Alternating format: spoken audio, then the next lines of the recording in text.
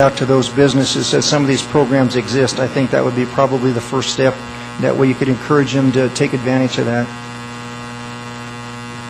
And just before I let you go, I wanted to make sure with staff, did I cover everything? Did you want to have Ms. DeAndrea take care of this offline in the police department?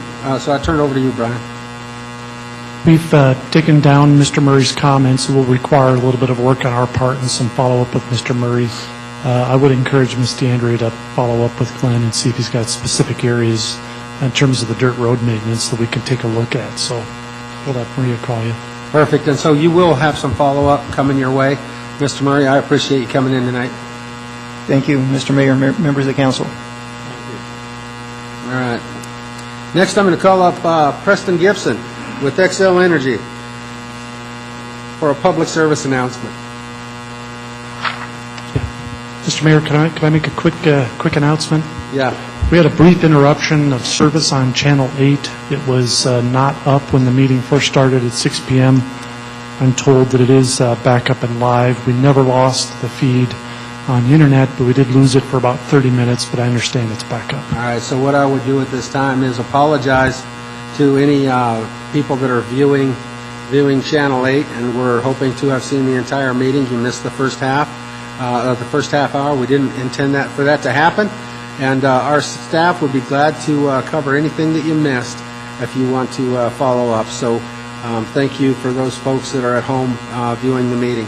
Now I'll turn it over to Mr. Gibson. Thank you, Mr. Mayor, members of the council. I'm Preston Gibson with Xcel Energy, and appreciate the time to be here this night. I was here a few years ago, you might remember, with the Cherokee pipeline application, and remember a couple of late night hearings here and a lot of difficult questions, and finally you approved that. We greatly appreciated that, and I think every council here except for Councilor Amador was here at the time.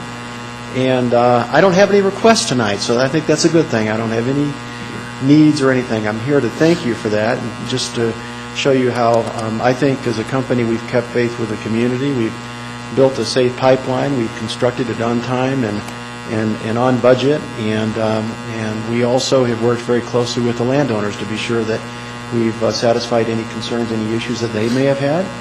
And it was all part of the Clean Air, Clean Jobs Act. As you remember, we're refueling Cherokee from coal to natural gas. And we've got a 5-minute video, and if it gets too long, you can just cut it at any time. But it's pretty interesting. It's a time-lapse video showing the construction of this. It's basically more than a $500,000 combined cycle gas-fired turbine electric generating facility at Cherokee. And it will generate when completed, it will be completed this summer, about 570 megawatts of electricity. It's a huge facility, and you can imagine, and you'll see it here. And the video also has the pipeline, some pipeline construction on it, but I've got some quick facts. I always think these are interesting about how many yards of concrete and how many miles of wire and so on and so forth. Just the pipeline itself, 34 miles, 40-foot sections of pipe at a time. The pipe came from Sidney, Nebraska. 9 pieces on a truck. 518 trucks of pipe was delivered for that project. It was staged and coordinated for efficiency and drilled under highways and canals. It's actually the biggest pipeline that we have built in decades, on time and on budget. And in terms of the turbine, the gas-fired turbine, 10 miles of underground piping, 10 miles of above-ground piping, 50 miles of electrical conduit, 1.4 million feet of cable, if you can believe that, 20,000 yards of concrete, 1,500 tons of steel, and I think, well, let's see, man-hours, total man-hours on this project to date, 1.9 million, and the list, and the stats just go on and on. But it's a great project for air quality for this region, and in large part it really is due because of your analysis, thorough review, and approval of the pipeline. We really greatly and sincerely appreciate that approval. And with that, unless there's any quick questions, I would certainly hand it over to show the video. It's about 5 minutes. Perfect. Go ahead. I'll just...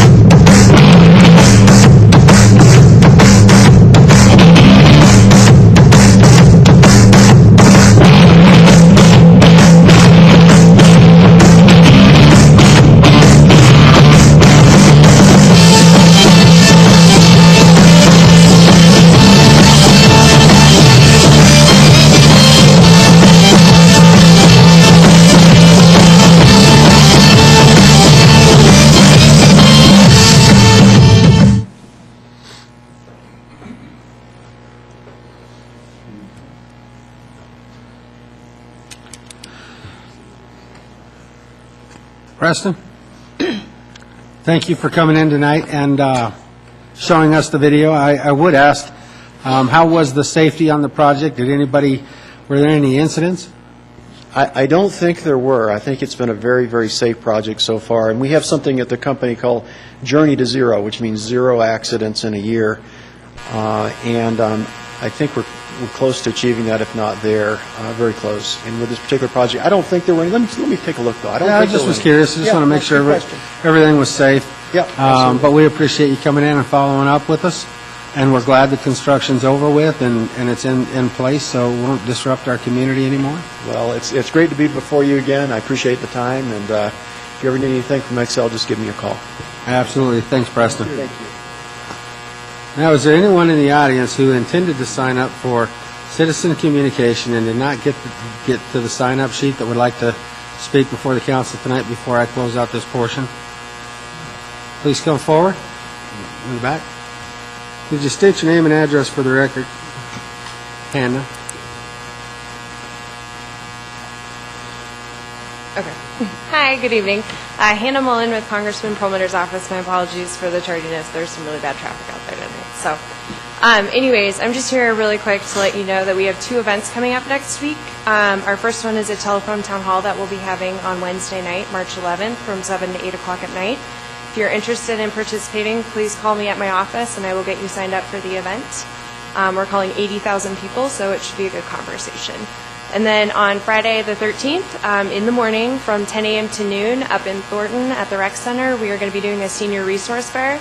I was taking account, I think I counted 10 organizations here this evening that received grants that will be there at our event, so we're really excited about that. Again, it goes from 10 a.m. to noon, and it's not just for seniors, it's for family members of seniors and things like that. We have a great batch of people that'll be there providing resources. I think the last count was about 28 organizations, so really good stuff that we have going on. And that's all I have. Great. Thank you. Yep, thanks. Thank you. I saw another hand up over here. Come on up.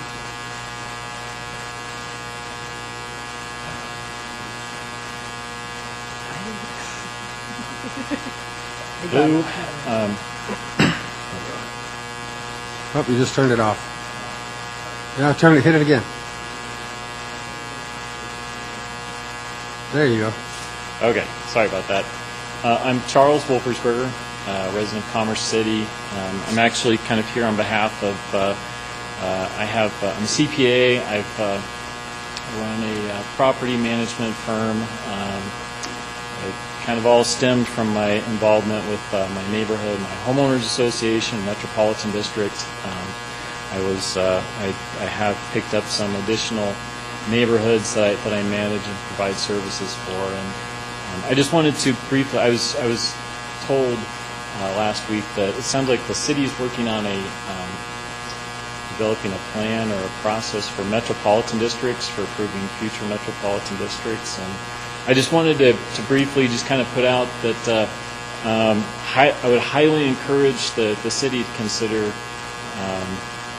adding or considering requiring developers, or when these new districts are developed, if they're developed, that you allow or require that the operating piece of the mill levy be large enough to allow a homeowners association to be consolidated into the district at the point in time when the neighborhood is built out and homeowners do have that opportunity to do that. And I just wanted to point out, I think with Dunes Park, that was a great success. That was kind of my testing field. Harvest Meadows is another client of mine now that we just consolidated the homeowners association into that metropolitan district. The homeowners run the district now. We've chopped over $42,000 out of their budget. So the nice thing is this year in Harvest Meadows, I'm not quite sure what the homeowners are going to do, but they're talking about putting in a pavilion and a volleyball pit and barbecue grills, but it's nice to see that they're putting their money to good use. I know in Dunes Park, we've generated a substantial amount of savings there, and our next project after, which I want to thank to the council members for coming to our opening back in May. Our next grand project is we're going to be building out a sports park in the detention pond area. We're going to have a running path and exercise stations, possibly a basketball court. But all this is funded through the savings by consolidating the homeowners association into the metropolitan district. We still have the covenant enforcement, which is always a touchy issue, and the architectural review and maintenance of the landscaping, but it really saves homeowners a lot of money, and it puts that money to good use. And at a minimum, it would, you could put that money back into the pockets too if the homeowners wanted. And one last point is, I think that's a really good example, is North Range Village and Foxton Village. They are both under another metropolitan district, and they're a good example of where the mill levy cap is too small to consolidate. And we did a significant homeowner outreach program, and we got really close to getting the homeowners to raise that mill levy cap, but it's just tough to get homeowners to understand that raising that mill levy cap to absorb the homeowner association operations would have generated significant savings for the neighborhood. And for those neighborhoods, it would have been about $60,000 a year. Or in fact, they would have saved about $60,000 this year if they would have voted for it. But it's a complex topic, and it's hard to get homeowners to fully understand how it works and how it puts money back in their pockets. So, sorry, I went over, but I would highly encourage that be considered when as part of the requirement for the metropolitan district. You're fine. We've noticed, we were at the new park in the dunes. I'm glad to see improvements being made in those developments, utilizing the savings. I hope that you can get other developments to do that. Now, we at the city will do what we can do, but when we start talking about metro districts and what that mill levy needs to be and stuff, we can't make them do something different than what they want. They're a special district. So we can talk to them about how it could play out in the future and how they can save money. It could go back into that community. But we need to be careful, and I need to let our planning staff manage any type of information that would come from the city in that regard, because we don't want to discourage or encourage and have them do something that later they could come back and say, the city told me to do this. But we understand what you're doing. We see it's good for our communities. We just have to handle it as the city needs to handle it without overstepping our bounds one way or the other. But I appreciate you coming in. Right. Thank you. I appreciate your time. Thank you very much. Mr. Mathedon? Just a real quick comment on top of the mayor's.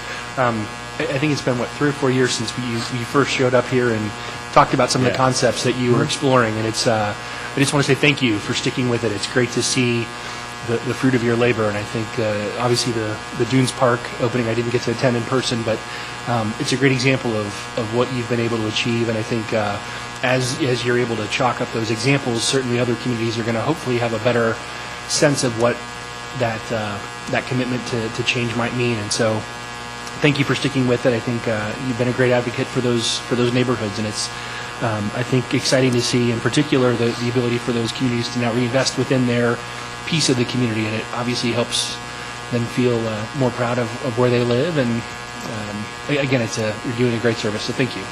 Yeah, well, hopefully we can be inviting you to the Harvest Meadows kickoff when that happens, hopefully sometime by the end of this coming year, and a few more neighborhoods on the way following suit. So.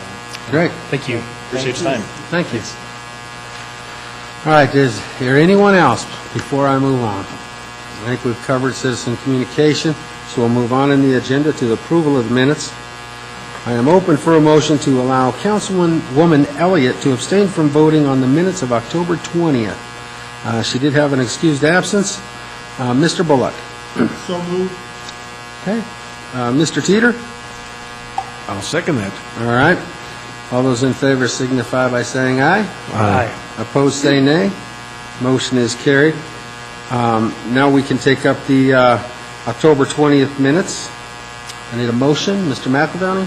Move to approve the minutes for October 20, 2014. Thank you. Mr. Benson? I have a motion and a second to approve the minutes of October 20th.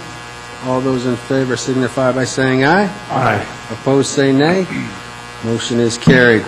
November 3rd, I need a motion to allow me to abstain from voting on the November 3rd minutes because I was excused.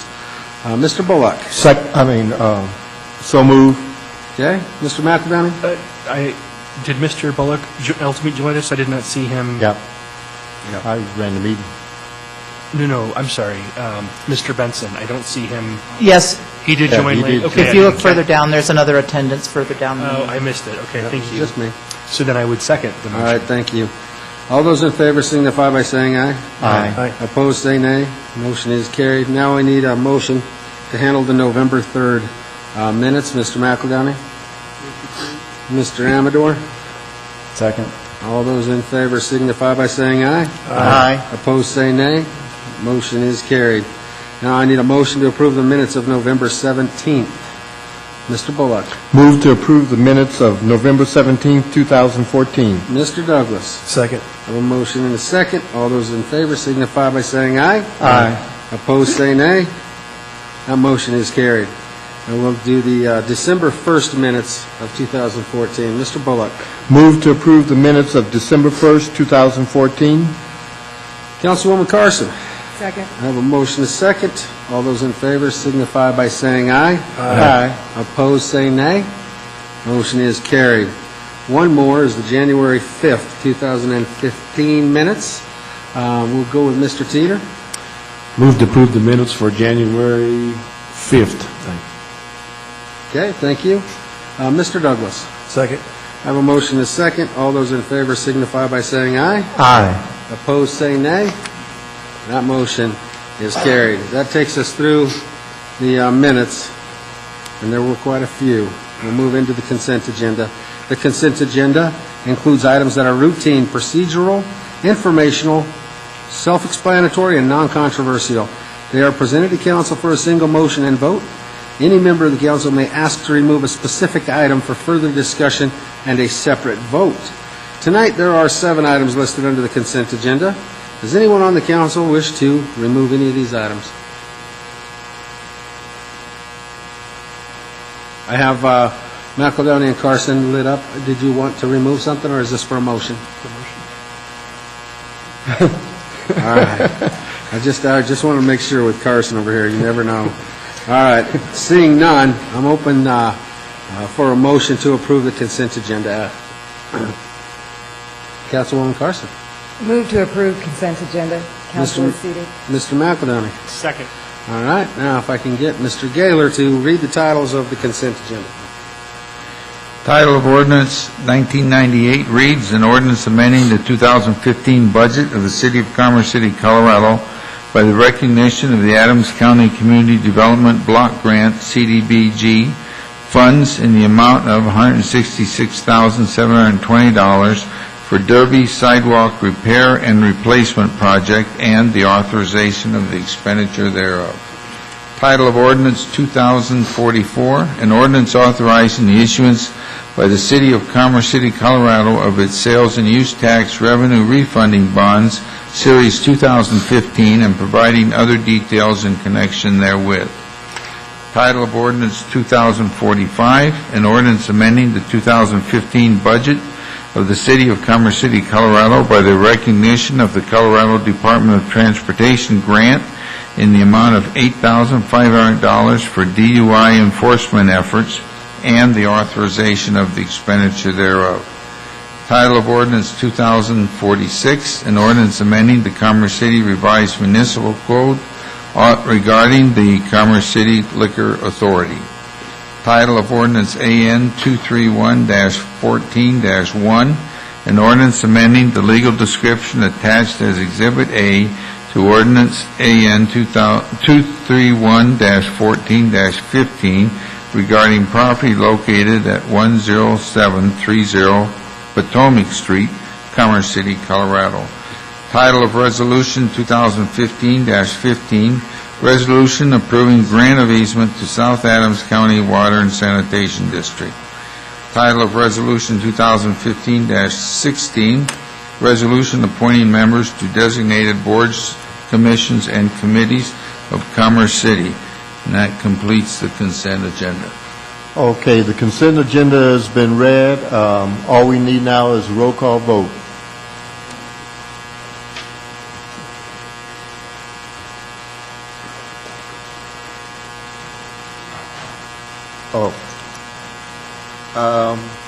I would think, I'm not going to vote for the mayor, but,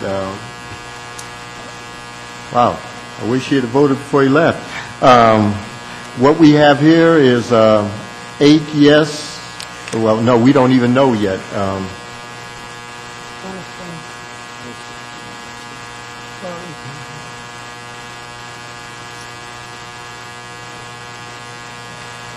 Eight yes, 1 abstention, and so the consent agenda passed.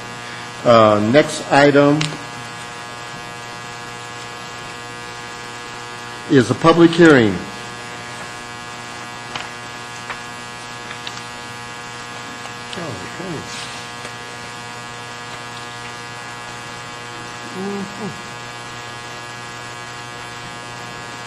Okay, I'm going to move chairs now. I'm going to open the public hearing and invite staff forward to make the presentation.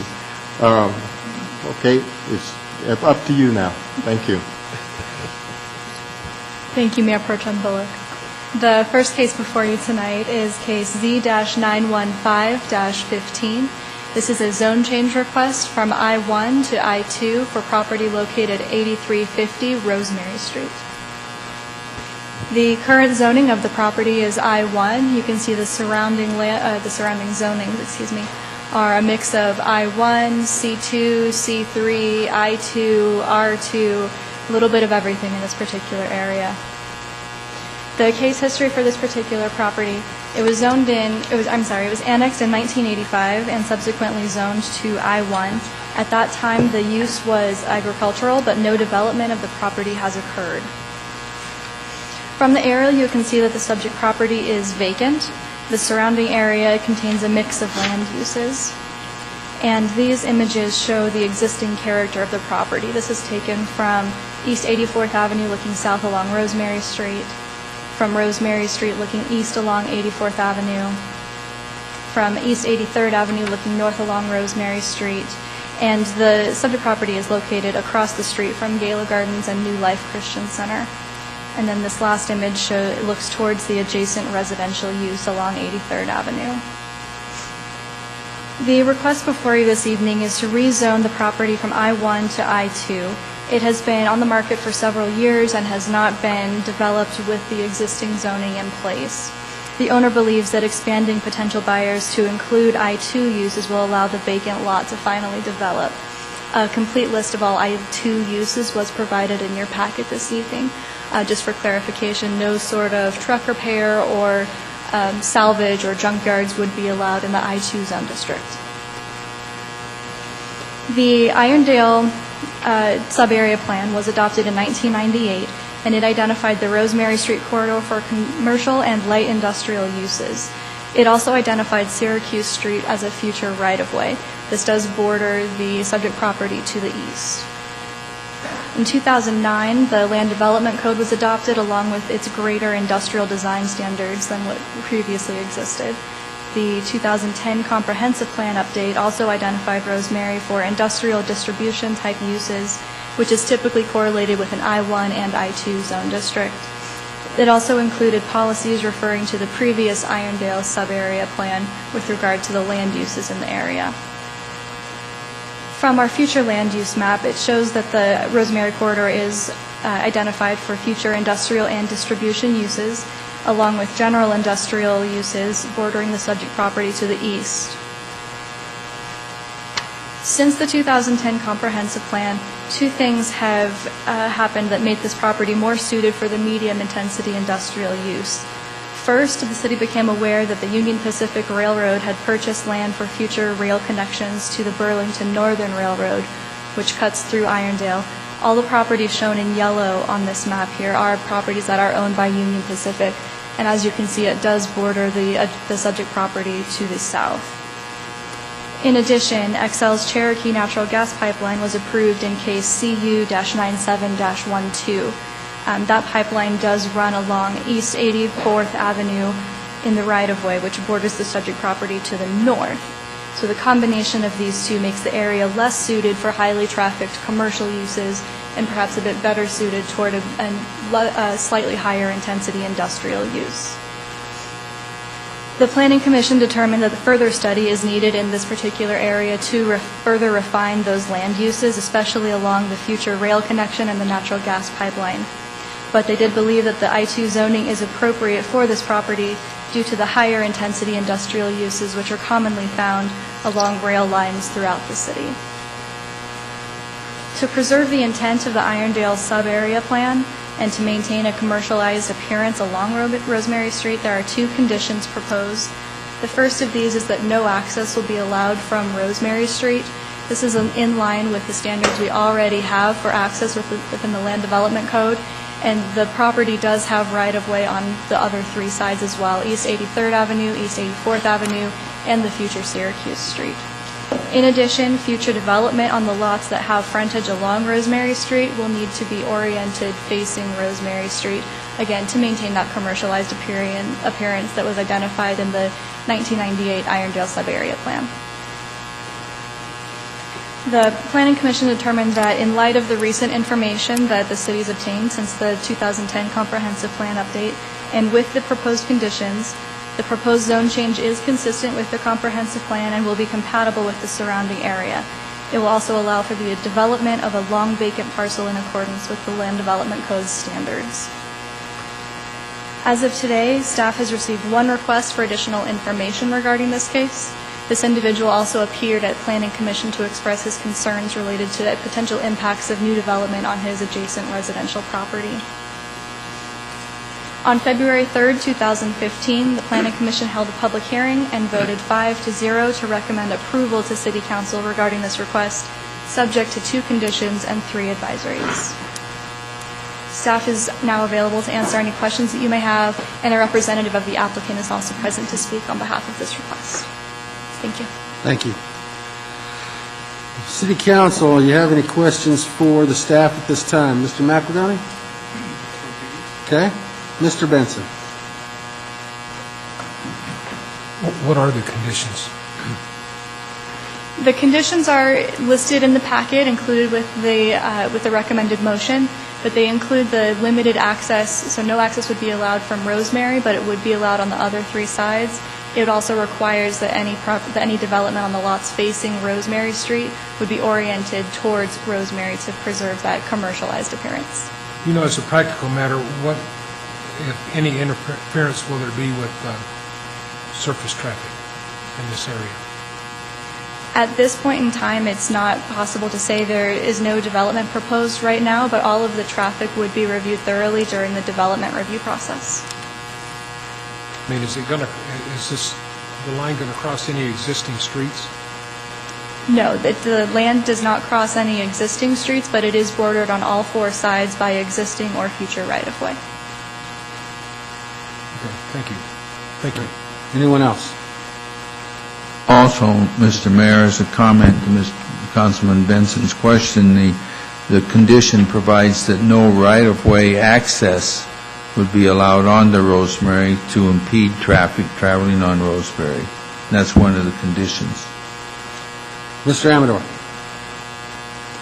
You stated that on February 19th, there was one resident had concerns about impacts to his property. What were his concerns? His concerns were related to any development of the property. Since his property is zoned R2 and adjacent, he had concerns with any sort of development of the site altogether. He did present, he was at the Planning Commission meeting, and some of his concerns were present in the minutes there. He was concerned about traffic from Syracuse and additional traffic on 83rd and 84th. Those are just items that we'll be able to review more thoroughly during the development review process, and everything, of course, will be in accordance with our standards. Thank you. Anyone else? I have a question. Mr. Bullock? Could you go back to your pictures where it shows the different directions on the map from different points of view, and show me the point of view where this is the residence of the person that had the complaint? Okay. Okay. So between this property, the subject property, and this adjacent residence, that's where the future Syracuse Street right-of-way will lie. So there will be a right-of-way between his property and any development on the subject property. Our industrial design standards do require a 20-foot buffer as well from the right-of-way to any industrial use. Do me a favor and go to the overhead shot and point out the property again if you can. Okay, okay, thank you. You're welcome. Anyone else? Mr. Douglas? Yes, thank you for the presentation. Were there any height requirements as far as this property, as far as vertical? It would just be in accordance with the I-2 zone district.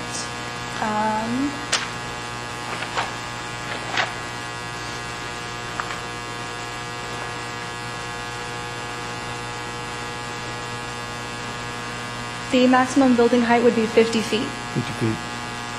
And as far as the accessibility on Rosemary, just because of the property and because I'm sure years down the road, Rosemary's going to be widened. Is that what the concern is as far as not having accessibility from Rosemary? Or is that just part of the requirements? There were concerns with it impeding traffic to have additional driveways along Rosemary, as well as to create a more commercial and pedestrian-oriented type of development. Having multiple driveway accesses does not contribute to that. So those were the reasons for limiting access on Rosemary. However, our standards for accesses that are already in place restrict access to the least classified, the lowest classified street.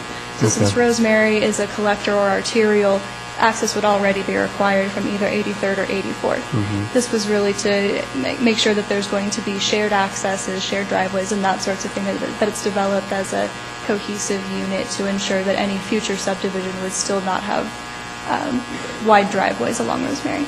Okay, because there's quite a few commercial properties that have the right-of-way on and off of Rosemary as it is. So, okay, thank you. Mr. Benson? I was just wondering if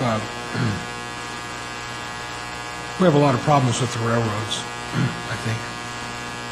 Did we try to negotiate with the railroads to try to get something from them in exchange for us giving them this change of zoning? Are we getting anything out of this? Mr. Benson, this doesn't have anything to do with the railroad. It doesn't? No. Isn't this a right-of-way for the railroad? No. That's next to it. Oh, Yeah, this is separate property. No railroad. I do have a question. After going through this, I'm really surprised to see a zoning case come before us from a speculative perspective without having a user already identified. Most of the time we have identified users when it comes to the change in zoning, and I did see in there where there are several interested parties. Usually on a case like this, we would request that the user identify and work out a purchase agreement with the seller, and then come before us with a use identified. In this case, I don't see that. I do know that this area is slated for industrial. It is a blight, this property in particular, and I do believe that this area should be I-2. I just, out of curiosity, did we request for a use prior to the speculative side of doing a zoning change? I would hate to change the zoning and have someone come in there that wanted I-1 or something different, or to come before us again to try to change the zoning to something else. Normally we require a use. Either one of you, Brian or Jim or somebody, talk to me. Mr. Mayor, to answer your question, although it's more typical for there to be a specific use in mind, it's actually perhaps more appropriate to rezone it only if you're comfortable with any of the permitted uses in the I-2 zoning being on this property. Even if there is a proposed use, that would not be a guarantee that that use would actually locate on the property. The safer approach would be to be familiar with all the permitted uses of I-2 and rezone because you believe any of those uses would be appropriate on this property, and for the other criteria that the Planning Commission used when making their recommendation. I understand that, and I appreciate that. And I don't necessarily have a concern with zoning this I-2. It's just that in previous cases, I remember the explanation why we couldn't change the zoning was because it was speculative, because they didn't have a use, and that we weren't in the business of doing speculative zoning. So I just want to make sure, and I would pass this along. I know the applicants in the audience listening, but normally we don't do speculative zoning, and I hope that I-2 is the use that will be fitted in here for whatever use is coming forward in the future. I'd love to see the blight go away. I'd like to see Rosemary improve. We all have talked about the widening needs, those kind of things. I just would hate to have to see another public hearing to rezone it to something else because a different use came in, and this zoning didn't meet the needs of the new occupants. So it's just a question of it's not a normal practice for us to do speculative zoning. I just was curious of why this came before us without a use. And I understand what you said, Mr. McBroom. It's just not a normal, and I wanted some type of understanding. All right, Mr. McEldowney. Just to the mayor's point, and I think the narrative speaks to this, the C3 vision plan indicates that this is intended to be more of an I-2 use as opposed to an I-1 use, correct? So this is actually a requested change in line with what our planning vision is. So I think this makes sense to the city manager's point. We get this rezoned, and now we don't have the risk of somebody coming in and wanting to develop an I-1 use in an area that we don't envision I-1 taking root. So this makes sense to me from a preemptive... I get it. I just was different. That's why I was asking. All right, anyone else before we move on? Seeing no one, I'd like to invite the applicant forward to provide any further evidence to the case. Hi, good evening. My name is John Lowe. I'm an architect. I represent the owner. My address is 383 Corona Street in Denver, Colorado, 80218. I always have to think real hard about that.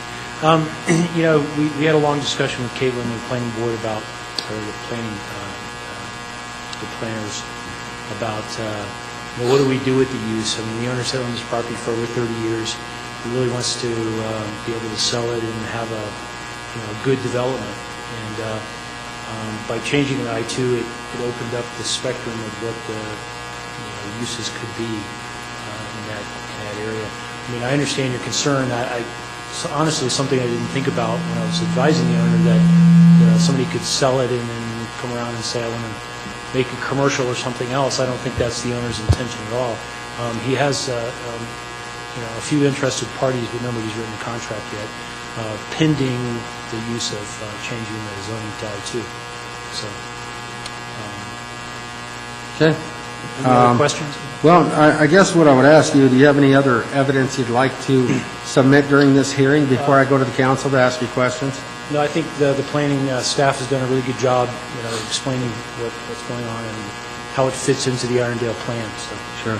And I guess what I was getting at earlier is that if you did have a user that was I-2, you could literally work towards a contingent upon the basis of the zoning change in an agreement to purchase. And that's all I was getting at. Usually that's the way we see them. But I understand what we're doing here, and I am supportive of it. I just want to make sure that I was asking the right questions to why this came about in the manner it did. Does anybody on council have any questions for the applicant at this time? Thank you. Thank you. All right. Is there anyone in the audience who would like to address the city council on this matter? Seeing no one, I'm going to close the public hearing. I'm going to ask the council if they have any questions regarding the matter now that the hearing's closed. Seeing none, I'll ask for a motion on the findings and recommendations of the Planning Commission. Mr. Bullock? So moved.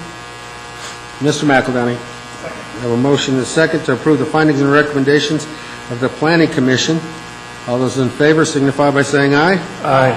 Opposed, say nay. Motion carries. Now I need a motion to introduce ordinance Z 915-15 on first reading. Mr. Mayor? Yes, sir. For the council's information, generally, we put the conditions, if there are conditions, in the zoning ordinance, and in this case, we'll have those same conditions the Planning Commission recommends that you just approved, made a part of the ordinance for second reading. Tonight, they're not written in the ordinance as introduced, but they will be included in the ordinance for enforcement purposes for second reading. And we'll have them in there for you, but no change. The conditions will be those conditions you just approved. The only difference would be they will be written in the ordinance for second reading. Got it. Thank you for the clarification. Now I need a motion and a second on the ordinance. Mr. McEldowney. Mr. Mayor, I move to introduce ordinance Z 915-15 on first reading. Thank you. Mr. Douglas. Second. I have a motion and a second to introduce the ordinance. Will the city attorney please read the title? Title of the ordinance reads, an ordinance rezoning the property described in Exhibit A, attached hereto, made a part hereof, located at 8350 Rosemary Street, Commerce City, Colorado, and amending the zoning map of the city of Commerce City, Colorado to reflect said rezoning. Thank you. A motion and a second. The title's been read. I'll ask for a roll call vote.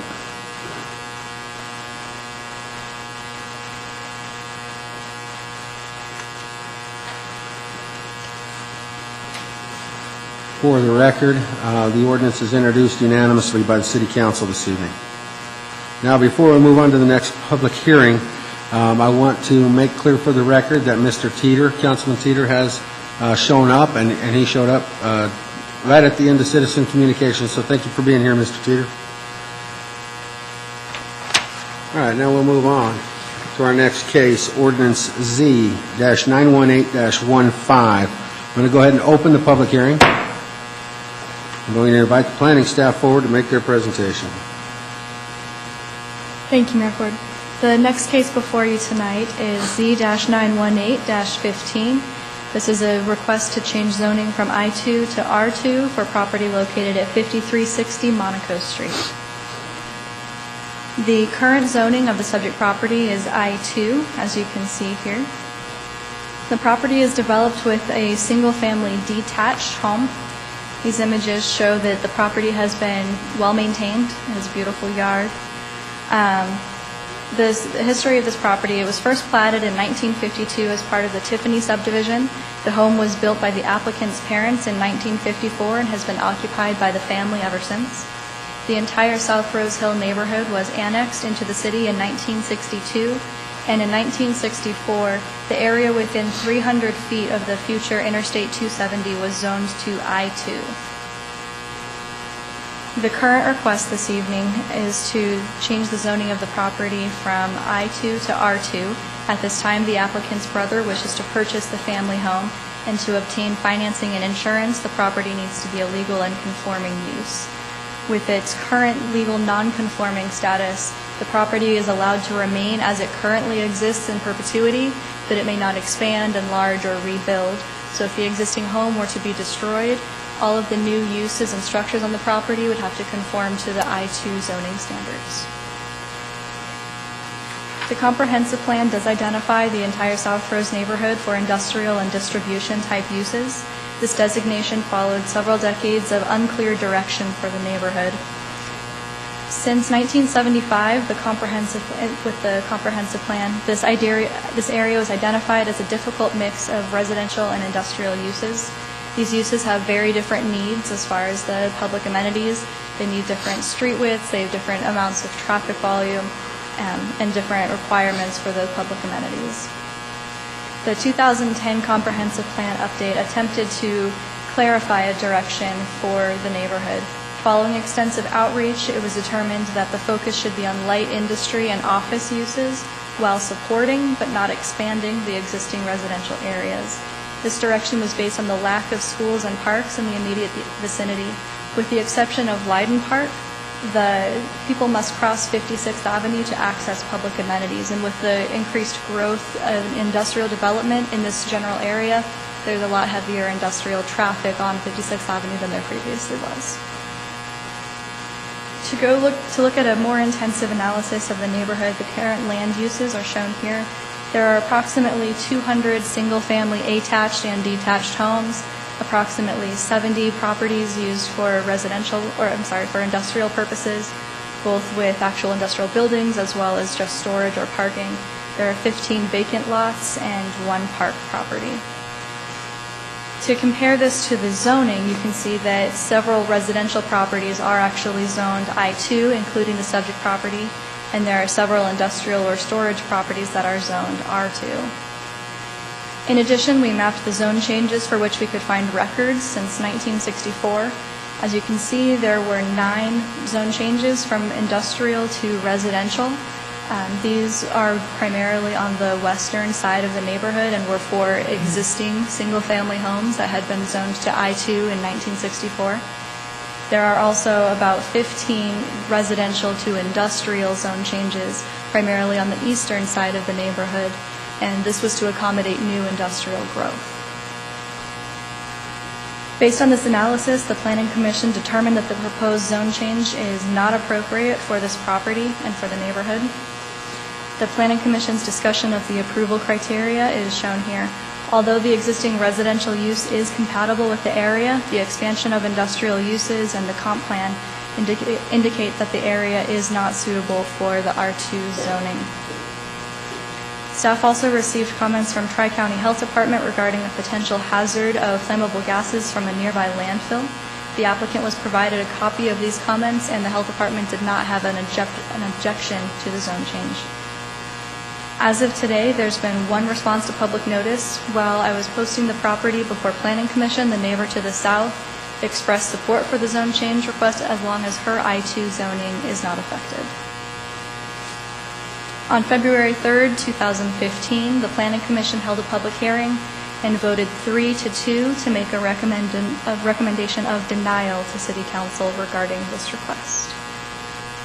Staff's to be able to answer any questions, and the applicant is also present to speak on behalf of the request. Thank you. Before we move any further into the public hearing, I want to disclose the fact that the applicant did contact me. At time of contact, I made sure to let him know that I could not take testimony outside of this hearing, so we did not discuss the case, and that I would listen to the testimony tonight during the case and do my job for the city and the residents of this community. So I want to assure everybody I did have contact, but we did not discuss the case. As I think some other council members were also contacted. Mr. Titter, you got contacted? Yes, I was contacted, and I did turn the facts that were received to me over to the city manager, and he handled it from his end. All right, thank you. Anyone else need to make a disclosure? All right, I just want to make sure everybody knew everything that was going on here. All right, so now do I have any questions or comments of the staff before moving forward? Mr. Amador? Thank you, Mr. Mayor. Staff, could we go to the map where it shows the zoning with it's probably slide 12, where it's single-family homes and duplexes? One more. That one. Yes, that one. So the light areas of the light shaded of yellow is a single-family house, and so the property to the north and the property to the east are both single-family, correct? Yes, correct.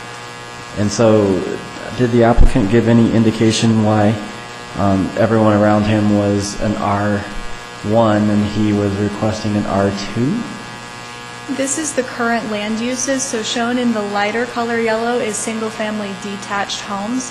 Shown in the darker yellow is existing duplexes. However, you can see here that the zoning is all R2. There are a couple of R1 properties. There's 2 right here.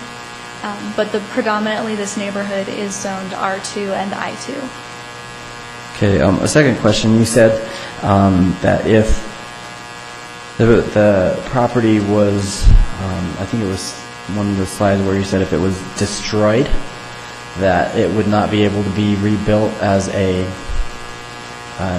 single-family residence as it is today, so it would a natural disaster count, and the building department wouldn't allow for a building permit to rebuild? That's correct. Based on the Land Development Code section regarding legal non-conforming uses, if it were destroyed greater than 60% of its replacement value, it would not be able to be rebuilt except in accordance with the I-2 zone district.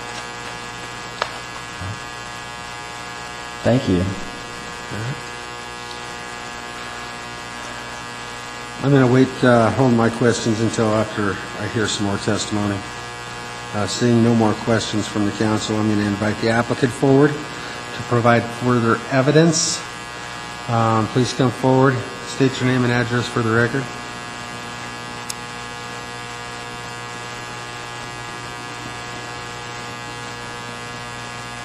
I'm Connie McWirt, 8342 Sheridan Court in Arvada, Colorado.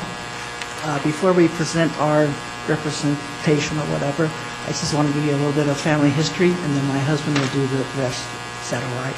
That's right. Okay. Go ahead. And we also have some of you guys to follow along. Can I pass these out? I haven't passed out. Can you hand them to the city attorney and he'll bring them up here for us? Thank you.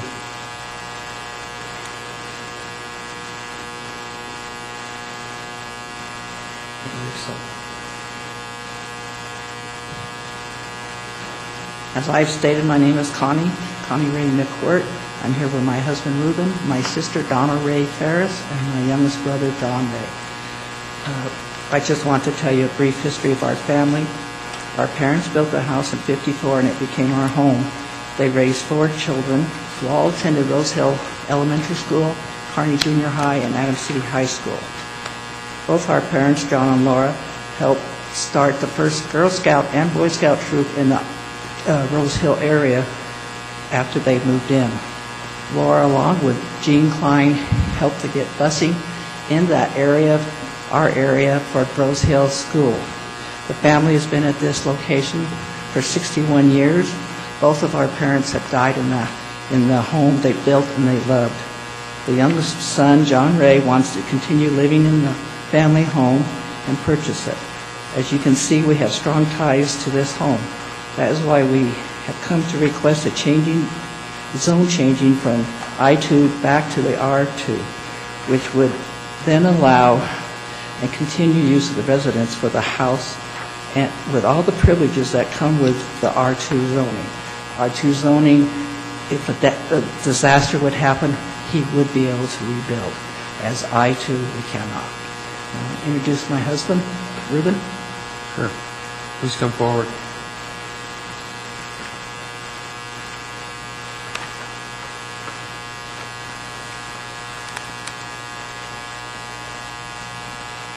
Good evening, Mr. Mayor, Council. Good evening.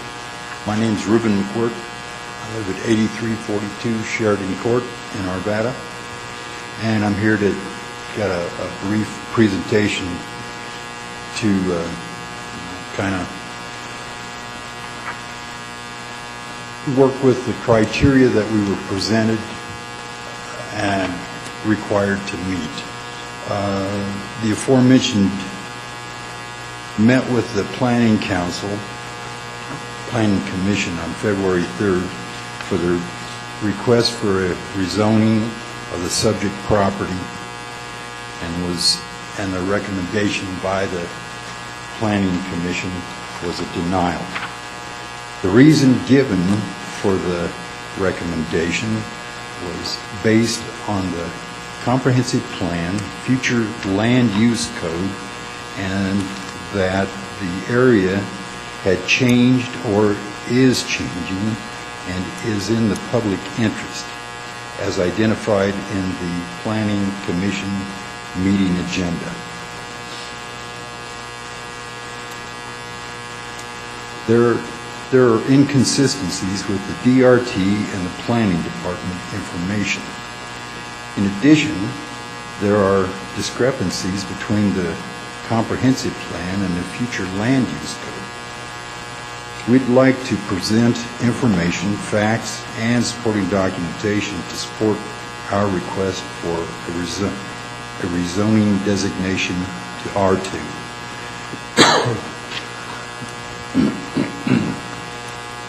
Criteria 1, the change is consistent with any city-adopted plans for the area. The future land use code identified the entire area as an industrial area, and if you'd refer to Figure 1, it kind of shows it to you. The comprehensive plan identifies the area as mixed use between residential and industrial. A map supplied by the city shows areas identified as residential and areas identified as industrial, and that'd be in Figure 2.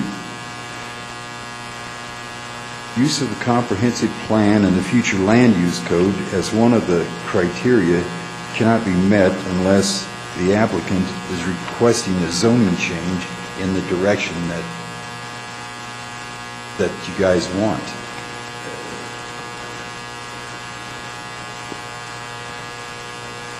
Comprehensive plan and the future land use code do not agree with the use of the areas in question. We did a quick survey of the area by the family, and we drove around. It clearly shows that the city has deviated from the comprehensive plan and the future land use code. Businesses have been allowed to be interspersed with the residential areas and are zoned residential R2.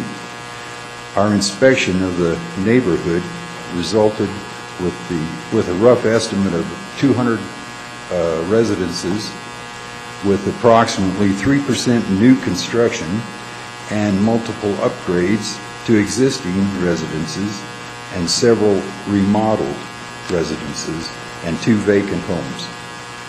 There were 42 businesses, of which 35% were storage lots and approximately 7% were vacant. Now these are very rough numbers. We did a quick drive-by, and that's how we came up with it. And it just reinforces our point that there's a decline in business use there and an increase in residential use in the area, which is contrary to what the planning department has said. Rezoning requests from I-2 to R2 have been approved for residential properties multiple times within the area and the buffer zone adjacent to the I-270 corridor.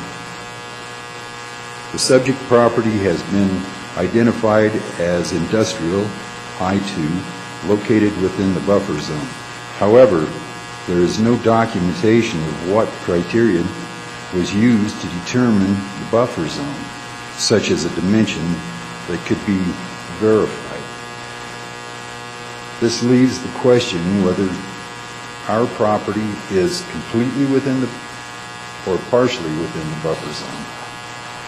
Due to the storage lots located in the residential use areas, there exists a possibility of public health and safety issues, such as rodent infestation, vermin infestation, and storage of hazardous materials within the business areas adjacent to residences. Our request would make the residence a legal conforming property and would be in the best interest of the community. The comprehensive plan and the future land use code does not provide for any flexibility in this regard. We would submit that due to the current zoning,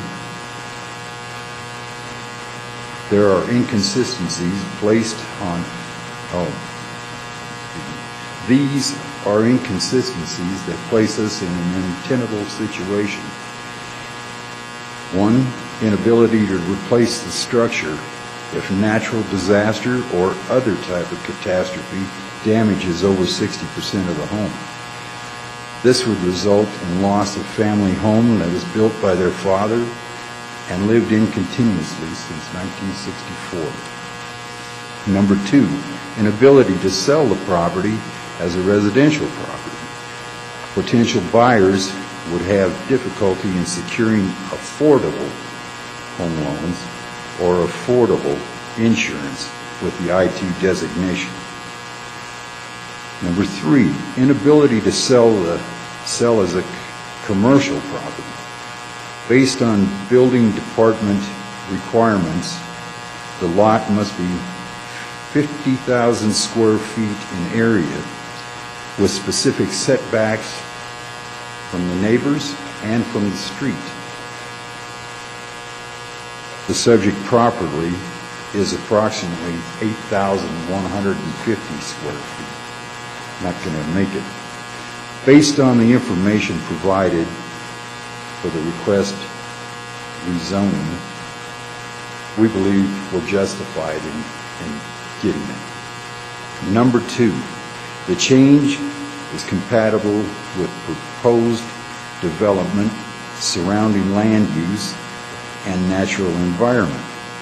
The Planning Department and the DRT provided the following statement in support of our rezoning request. Quote, "The proposed R2 zoning and existing single-family dwelling are compatible with the surrounding area. The majority of the properties on Monaco Street are zoned and used residentially," end quote. The property is located such that the neighbor to the south has constructed a 10-foot-high fence that provides a buffer for noise pollution along I-270. Properties on the east, north, and west are zoned R2 and are residences. Based on the previous information, it can be assumed that all parties concur that we meet this criteria. Criteria 3, will be adequate public services, water, sewerage, streets, drainage, etc. The Planning Department and the DRT provided the following statement in support of our rezoning request. Quote, "There are adequate public services for the subject property. No additional public services will be required due to the zoning change," end quote. Submitted with this request are the letters from the Public Health Department, South Suburban Water District, and XL Energy stating that they had no problem with the zoning change. And based on this information, we believe that we've met this criteria. Number 4 criteria, will be adequate public uses, parks, schools, and open space. While the Planning Department and the DRT feel we do not meet this criterion, we would disagree based on the following. Number 1, the property lies within the Rose Hill Elementary School boundaries and is approximately 0.6 miles from the school. A copy of the school boundary map is attached and can be found in the back. Number 2, further research clearly shows a maturing of the neighborhood. Since 2008, the enrollment at Rose Hill Elementary has declined. The rezoning will not have any impact on the school. Number 3, the same holds true for Kearney Middle School and Adams City Senior High, whereas the enrollment data shows that the middle school has leveled off and the high school has increased. This supports our contention that the neighborhood is maturing.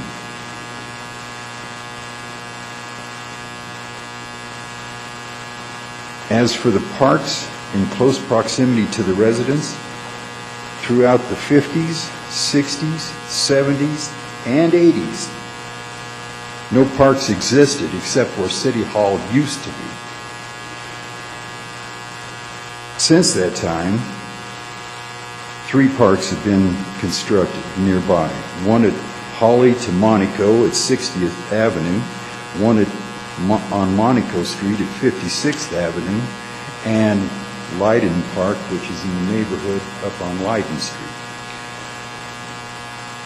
Due to the maturing of the neighborhood and the children growing older, more impact will be seen at the other parks at 56 and Monaco and 60th Avenue because of the amenities that are provided at those parks. Open space has diminished over the years due to progress and development. However, there is open space along Sand Creek, and in addition, there's the Rocky Mountain Arsenal, which is opened up for open space usage, which was not available when we were kids. Based on the above information, we believe that this supports our rezoning request. Criteria number 5, the change is needed to provide or maintain a proper mix or use in the area city. Nobody's been able to tell us what the proper mix or use in the area or the city is yet. The Planning Department and the DRT provided the following statement in support of our rezoning request. Quote, "The requested zone change will bring the non-conforming residential use into conformity with its zoning,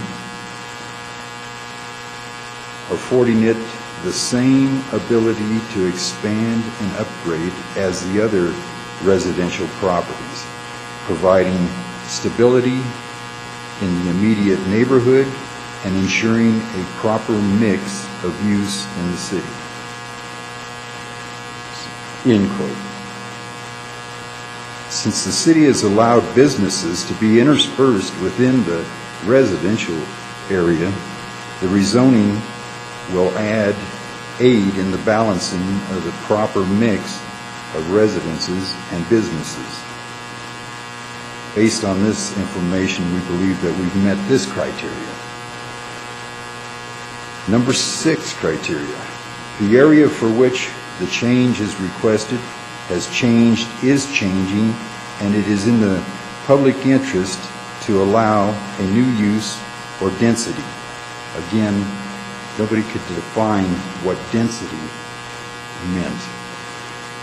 The area surrounding the residence is residential.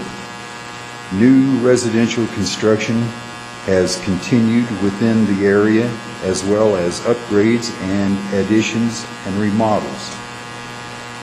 As previously discussed, residential usage has increased approximately 3% with the new home constructions, upgrades, and remodels. As previously discussed also, the rezoning change would bring the property into conformity, which is in the public interest and benefits the community as a whole. Planning Department and DRT agrees with this evaluation as stated in the Planning Commission agenda. However, they chose not to agree with us meeting this criteria. Not only is the zoning change in the public interest, it would allow the owners to maintain, and if a catastrophe were to happen, allow them to rebuild the residence without the restrictions now in place due to the I-2 designation. In conclusion,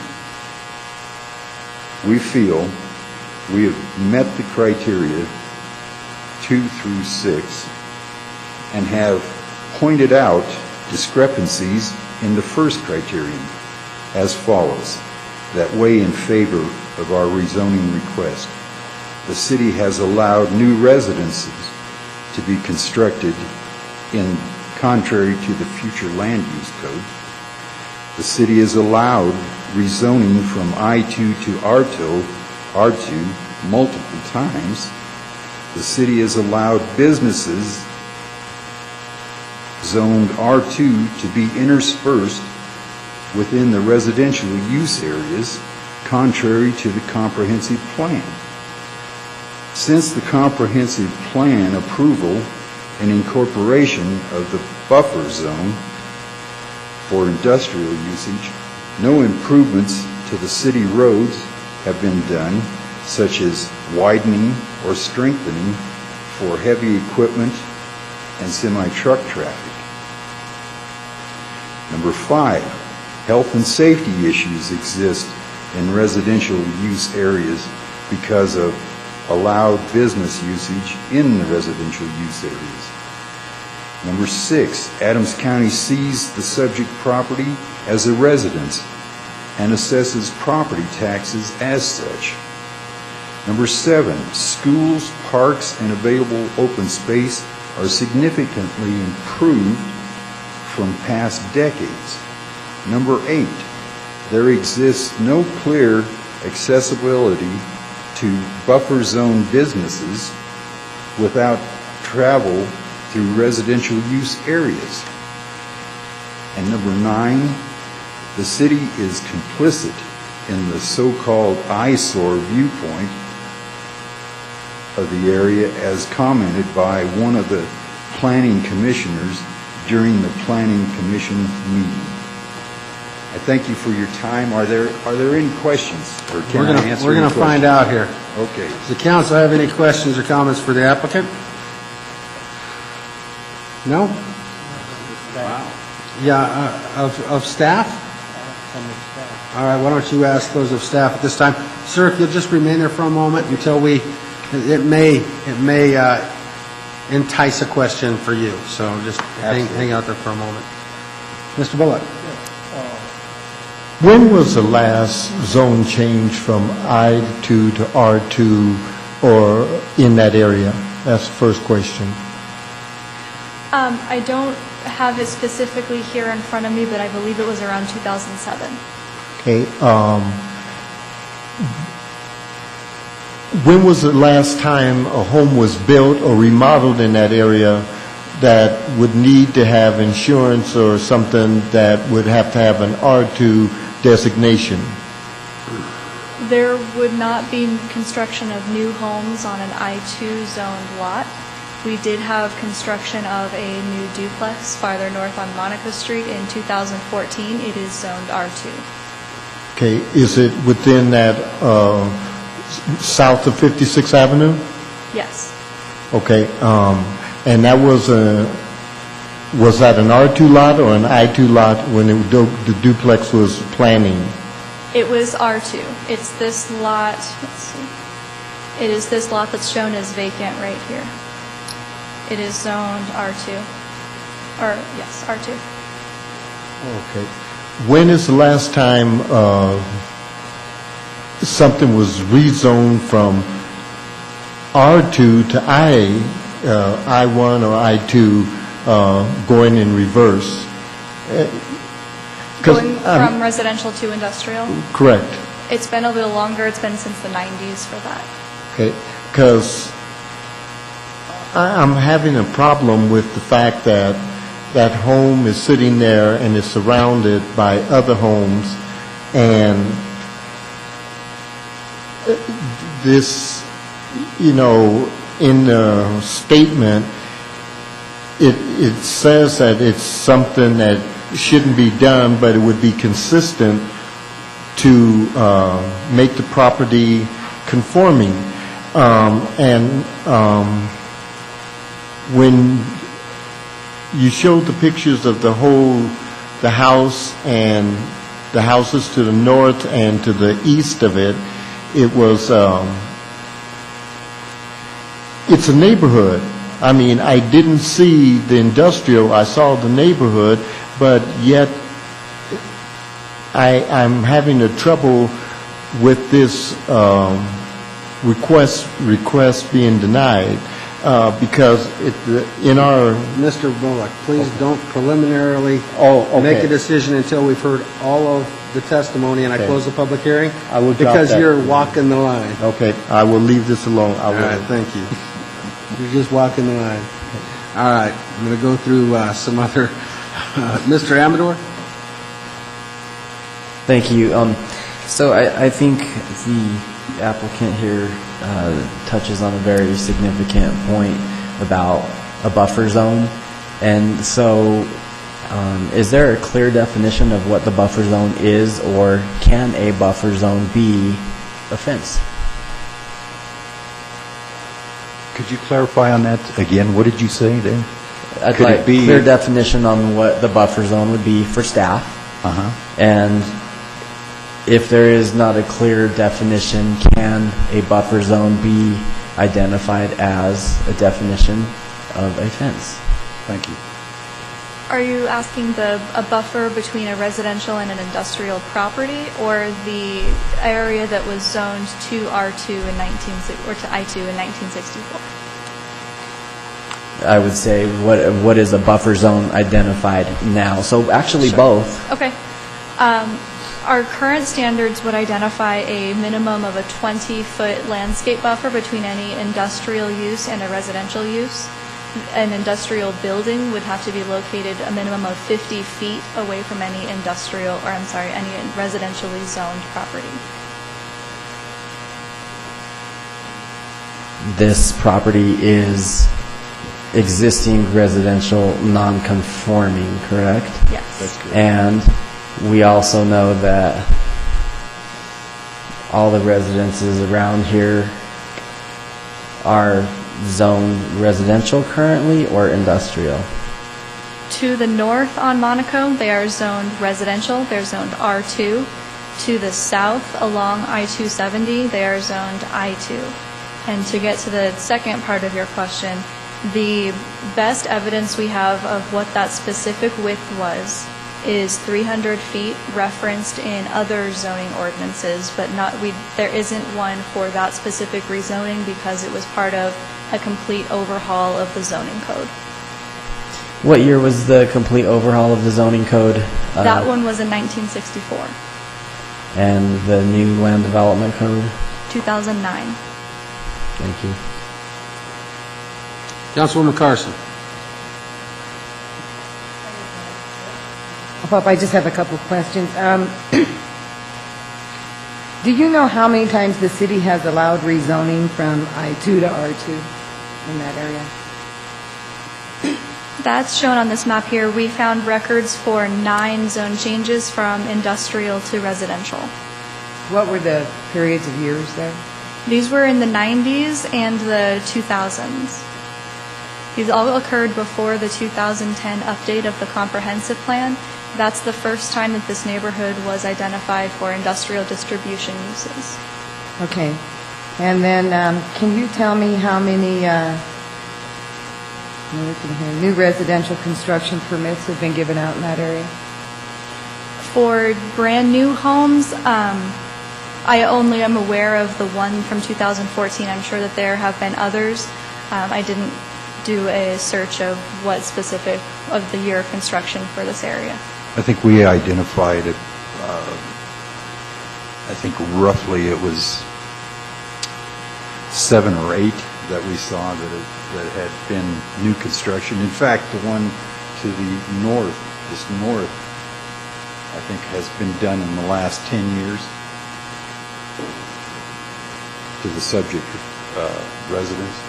It was new construction, and then there's been some others further up Monaco Street to the north. And it's been in the 2000s that work has been done.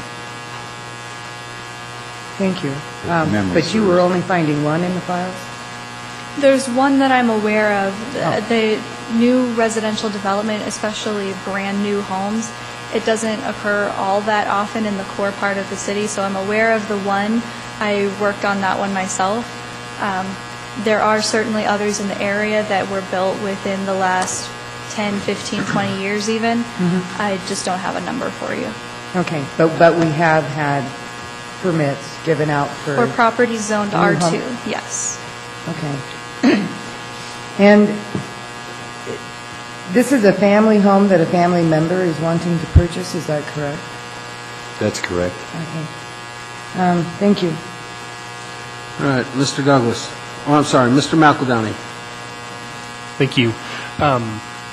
to staff, when I look at the case history, and we look at the fact that this home was built in 54, and in 64, 10 years later, it was zoned to I-2, yet we have a number of other properties in that area that appear to have remained residential at that same time. Do we have detail on what the decision-making was that applied that I-2 zoning in 64 and left these other residences proximal to that as an R2 zone or R1 zone? At that time, during the overhaul of the zoning code, it was zoned that the 300 feet closest to Interstate 270, so following a line parallel, there's a map in the staff report that shows that line of where the I-2 was designated. There was also approximately 300 feet south of East 56th Avenue. The intention there was to accommodate the higher intensity industrial uses that are commonly found along major thoroughfares and interstates. Right. I get that. I guess the concern is, well, I'll hold those comments for my decision making. The other point I wanted to note, when I look at the comments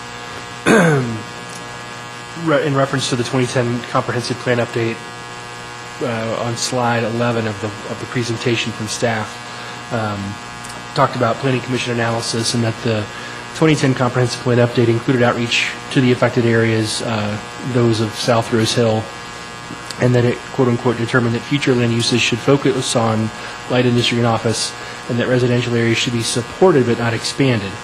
So, to me, if I were to interpret that, and I'm looking for staff interpretation of this as well, to me that would dissuade us from doing something like we heard with this recent duplex that was built, right? That's expanding residential use. We have an existing residential use that predates the 1964 zoning change, and certainly predates the 2010 comprehensive plan update. And I understand, and was here through the decision making on the comprehensive plan update. The intent is to guide the future character of that area over time. We don't have a time frame on that, right? So, what is staff's interpretation of the statement of residential areas should be supported but not expanded? And how does that? I didn't see any specific comments in staff comments to the Planning Commission or otherwise that relate to that. How we interpreted it for these purposes, this was of course through the development review team process, was that because this would be allowing for that property, the specific subject property, to remain residential in perpetuity, it could rebuild as many times as needed, that really was expanding the existing residential area, whereas building a home on a lot that's already entitled for residential uses was not.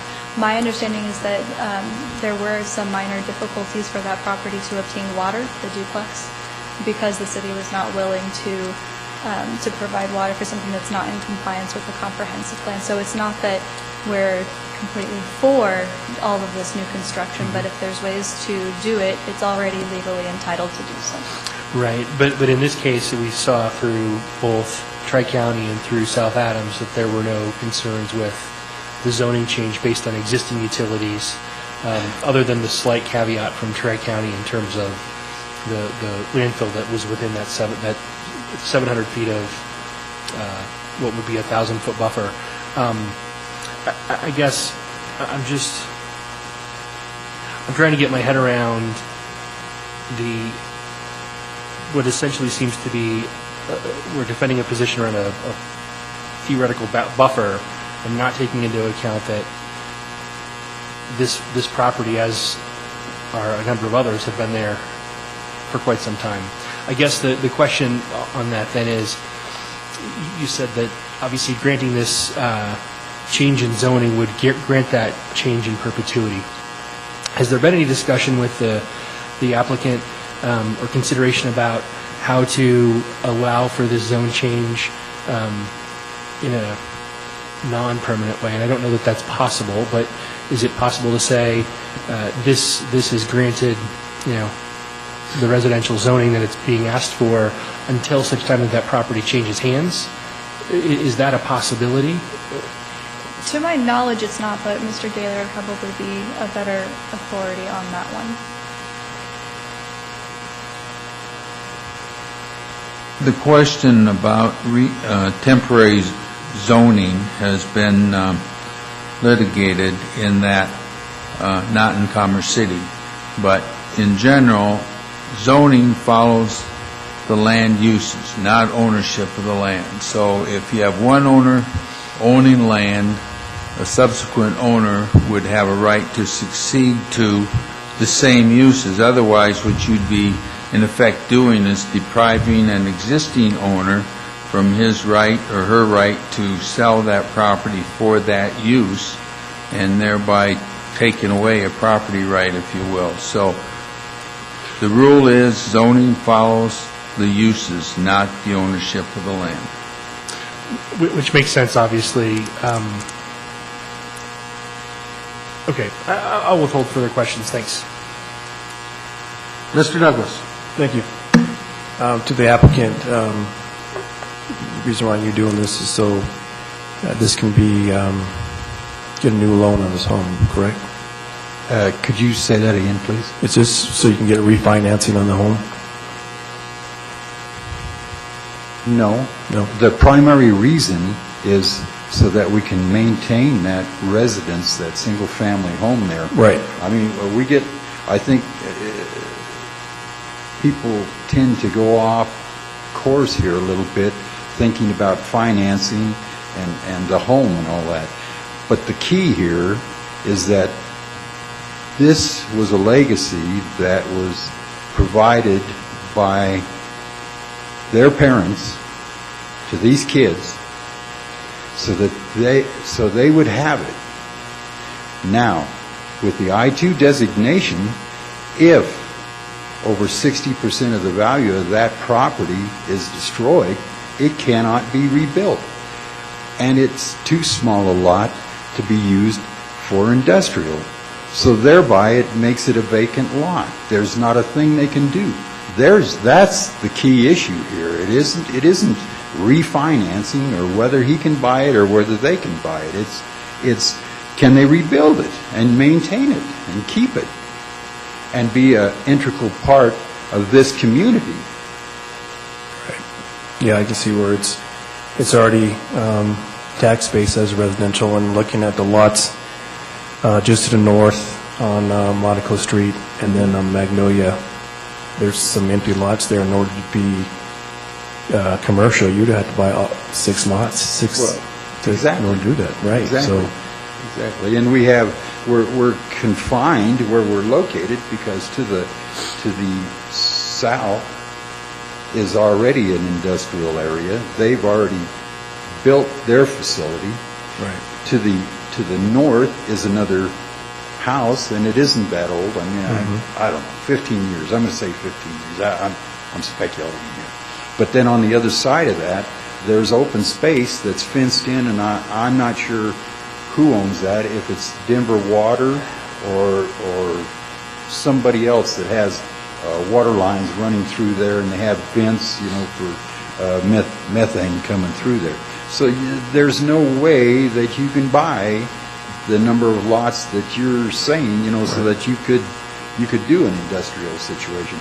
That's why I say it's untenable. We're between a rock and a hard place. And what we'd like to do is be able to maintain it as a single-family dwelling and into perpetuity, as long as the family, there's somebody that wants to live in that house. Now, in the future, I have no idea what would transpire. Okay, thank you. You bet. Mr. Benson. Thank you for your presentation. I'm looking at the slide, zone changes since 1964, and I'm seeing all this purple over to the right. Was that pretty much, how would I say it? Did it happen in the last 50 years, just a little bit at a time? Did it happen mostly at the same time? Or do you have that information? This largely occurred during the 70s and 80s, although there were several properties that extended into the 90s as well. And it was all to accommodate new industrial development. Because it looks like it started out as residential, and the city was trying to turn it into an industrial area or something. And of course, what happens when you put industrial right next to residential, that's the definition of slums. I can't understand why the city would do that, but I guess that's what happened since 1964. And if I might All add, these things in purple used to be yellow, I presume, right? Yes, that's Up correct. through the 80s? Okay, thank you. Go ahead, sir. and if I might add, since the inception of the comprehensive plan, Commerce City has acquired an awful lot of new real estate that they're utilizing for development. The case in point is this right here. It didn't used to be available for use for Commerce City. However, we've got a whole area south of 56th Avenue that's all kinds of new industrial complexes are going in there. Shopping centers going in here. We didn't have that back when the comprehensive plan was going in. And that's why I say there's no flexibility in the plan. But I'm not here to change the plan. I just come here to request a rezoning of our property back to an R2. I mean, these people were hardworking, blue-collar people. They were busy raising a family. They were busy providing food and nourishment for their kids and work.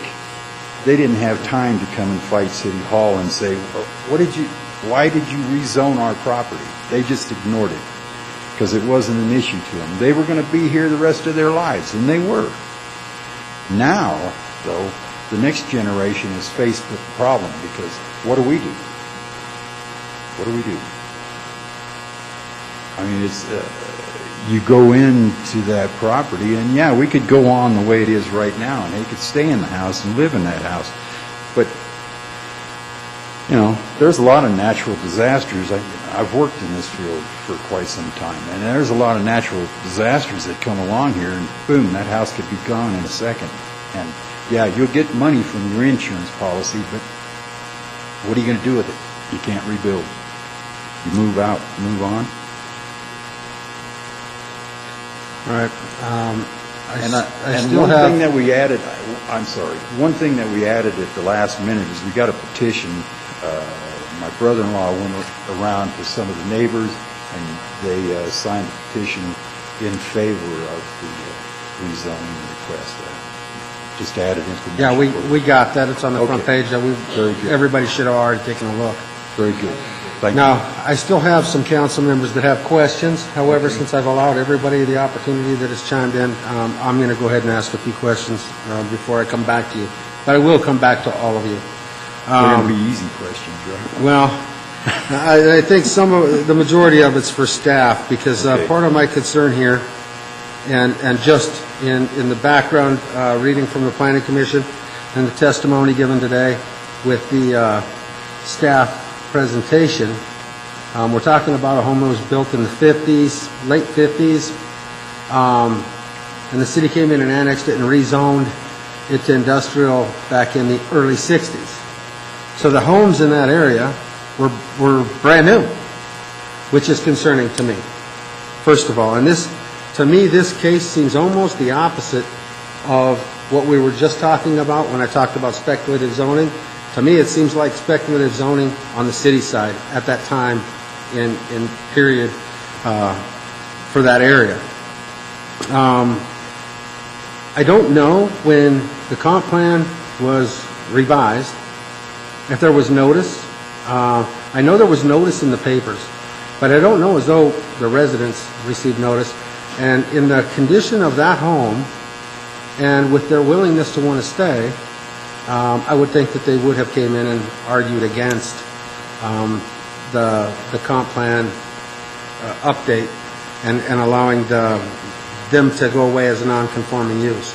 I look at all the rest of the residential in the area, and it brings me back to an argument we had not too long ago where we fought the I-70 realignment because of the residential base we had in that area. We went to bat for them because our residents were there. And it's concerning to me. I also need to say that on the industrial side, with these being 8 to 10,000 square foot lots, maybe there's a few bigger ones in there, the assemblage that would have to take place is when I would foresee, just like I said in the last case, an assemblage would take place, the property owners of the R2 would agree to sell conditional upon a zoning change to I2, which would make sense in how those properties would transition into industrial. Since the early 50s, we were pretty much, our city stopped at 88th Avenue, and we have since now gained several industrial subdivisions to the north along 104th and 96th. And so I think today, where we are at as a city, and with the residential base that's up there, and with past rezonings from I2 to R1, I have some concerns with the compassion for the residents that live there, especially from the side of the fact that it's a family home built by their parents. They would like to live there, and I had wrote down before Mr. McEldown even brought it up, if there was an opportunity to rezone the property based on reversion at the time, it no longer was part of the family. However, I'm now starting to think more that it should be R2, and when there's an assemblage put together and someone comes forward with a use that would like to develop an I2, and they have the property owner's desire to sell, to change that use, then we would hear a case at that time from the perspective of changing and moving this area into I2. We're talking about the 50s. We're in 2015. This area is still mostly residential. And I'm perplexed by the fact that, number one, if it was going to be turned into a rental with absentee landlords, I would feel a less compassion to the case than I would somebody who was a part of this community since the 50s, raised their family, that went through our school systems, that participated in this community and wants to keep the family home, is very concerning. So the assemblage thing is part of how I think, and honestly, I think the city needs to take a hard look at the entire area and come up with a plan on how and if this area will ever transition into industrial, because of the quality of the homes. It's not totally degraded after all these years, and the desire for the housing is there. And so I do have some concerns, maybe not questions, but I had to get it off my chest before I moved on. Mr. Amador. I just need one more clarification, and I had it highlighted, but I didn't get to my second page of questions. So in the I2 zone district, the lot has to be 50,000 square foot in order for the city to allow development? It could develop as the lot currently exists. It would have to meet the remaining bulk standards or apply for variances. We would not allow a new I2 lot to be subdivided if it does not meet that 50,000 square foot minimum. So I guess you didn't answer the question. For the lot that is 8,150 square feet, if you were to zone that to I2, it would have to be 50,000 square feet in order for a permit to be granted, correct?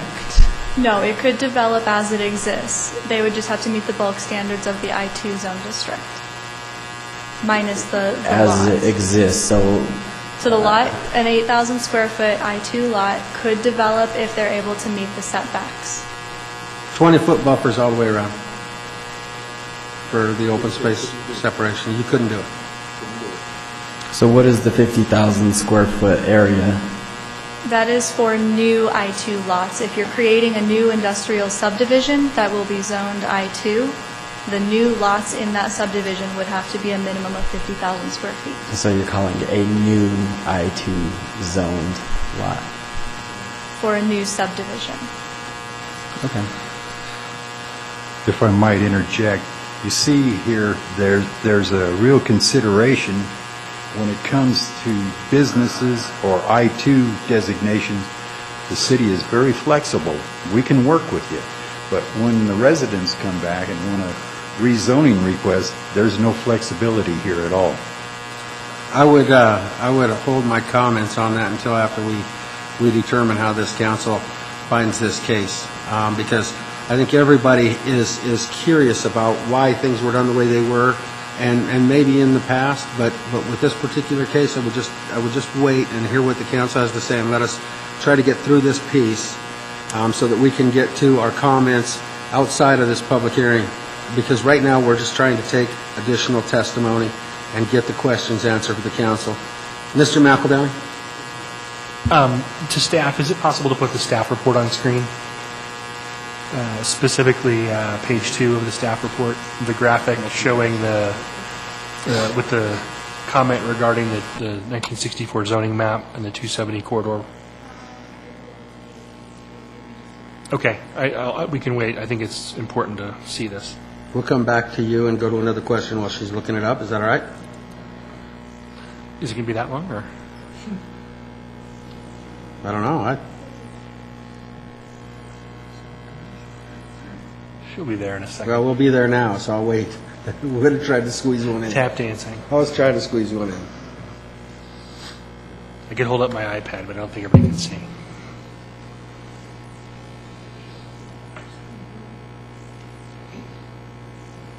Thanks for this.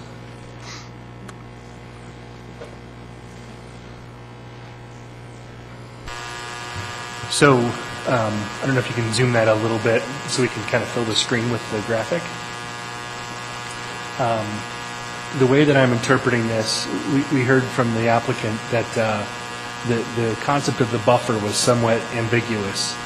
But if I'm reading this correctly, I believe that dotted line that parallels 270 is meant to represent that buffer.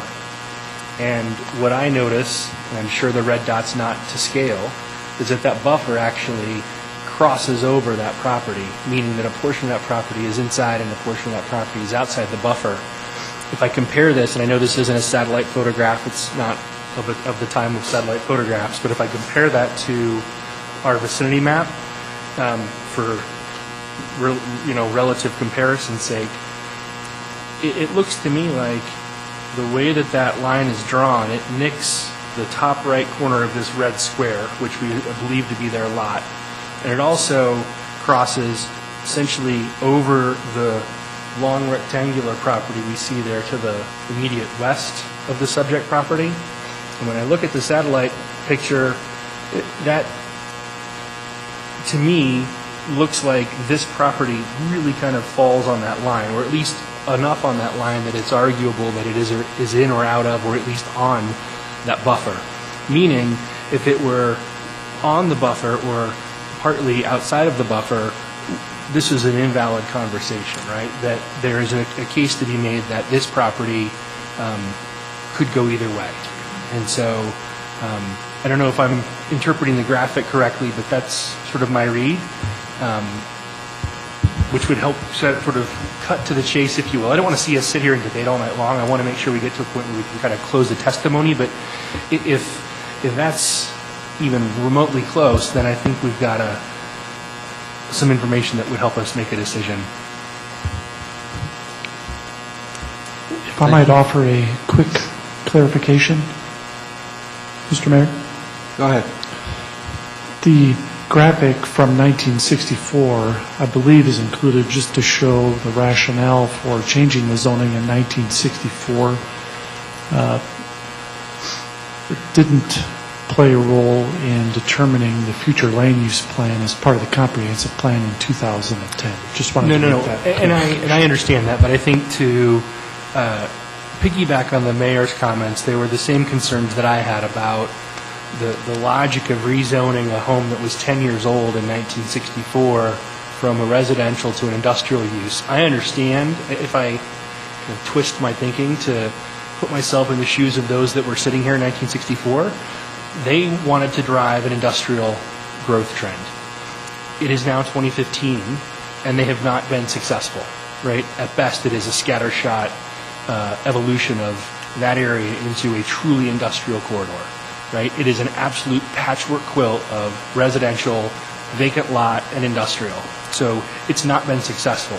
And to hold that property to the vision of 1964 is a concern. And I think my point, though, is I believe this is intended to illustrate that buffer that's spoken about in the side here, or just above, right? This, one of the key rezoned areas was a strip of land along the anticipated I-270 corridor, which this subject is a part. That drawing seems to illustrate through the dotted sort of values. I mean, you look at that, that is clearly intended to represent a buffer. And this property, for everything that I can tell, understand. So to me, this property is neither in nor out of the buffer wholly. So I think there was a flaw. There's potentially, it could be argued there was a flaw in including it. The other piece that Councilman Bullock suggests is that there are other subject properties that have been rezoned from I-2 to R3, or to an R designation that are inside that very same buffer. So if we agree that those are facts, then I would like those considered as facts, and then I will yield any other questions or comments. Thank you. Mr. Benson. I had a question for Mr. Gaylord. And I've heard that, I guess the Planning Commission said that this would violate our comprehensive plan if the zoning change were approved. Can you articulate exactly, in your opinion, if it would violate the plan, and if so, exactly how would it? Well, the rationale of the Planning Commission was that with the intended zoning for that 300-foot strip, it was to be I-2. And that was taken into account with the comprehensive plan being adopted. When that was adopted, then it was intended that that strip area would be zoned I-2. And the rational basis then for saying that it was in violation of the comp plan was that the changing it from I-2 to I-1 would be contradictory to what that comp plan had originally envisioned. Now, without belaboring that point, the other point is that the comp plan does provide for, I think the wording was something to the effect that the comp plan supports keeping existing residential areas intact, but prohibits an expansion of a residential area. So I think the argument is there that if council decided that the comprehensive plan was not violated, you could use that rational basis for that one sentence in the comp plan to say that you can't expand an existing residential area. Yeah, But it doesn't that's look like this would be expanding. The residence is already there, right? right, and it's an existing residential area because not by zoning, but just by use. It's there, so you're not expanding the existing use. And aren't there a lot of other R2s in here that would be within that 300-foot buffer? I believe there are. All kinds of them, it looks like. There are. The whole idea was, as has been indicated to the council, that 300-foot buffer there was designed because 270 was built, and it was anticipated that anything fronting on 270 should not be a residential use, but should be ultimately an industrial use. That was the rational basis for that. But the residential use was there at the time the 270... It was there, and the non-conforming use would continue there, but future development would indicate, according to the intent, would be industrial because it bordered on I-270. But you're saying that if we voted to approve this change, we would not be in direct violation of our comprehensive plan? Only because it's one of those situations that there is some verbiage in the comp plan that you could make a finding supports the compliance with the plan by having it zoned R2 because it is an existing non-conforming use. But that would be, it's close enough where that would be a matter of discretion to the council? Well, Because, all of us took an oath to uphold. I think it state would and be. city laws. I mean, there's a basis for it. There's probably a stronger basis for saying there's lots of other clauses in the comp plan that would contradict that particular clause, but I just point out that clause exists in the comp plan, that if you chose to adopt that comp plan, or adopt that rational basis for a decision, then there is some language in there that I could point to say, hey, the comp plan is not in violation here. Okay, thank you. And I don't want to interrupt this planning commission hearing, but I know that some people on the council have an airplane to meet, and under our charter, it takes 5 votes to overturn a planning commission decision. So if you lose 2 of the council, that affects the vote. Well, then we better move on, right? I just want to point All that right. out. Councilwoman Carson. I'll be quick. It was my understanding when I was first put on council that the comprehensive plan is a living plan, and so that means adjustments come all along the way. And Mr. Gaylor, you were saying the clause in the comprehensive plan, is that not different? If a new duplex was built, that's expanding residential, and I thought you had read in there that it stated residential was not to be expanded. Well, I'm not sure the date when that was built.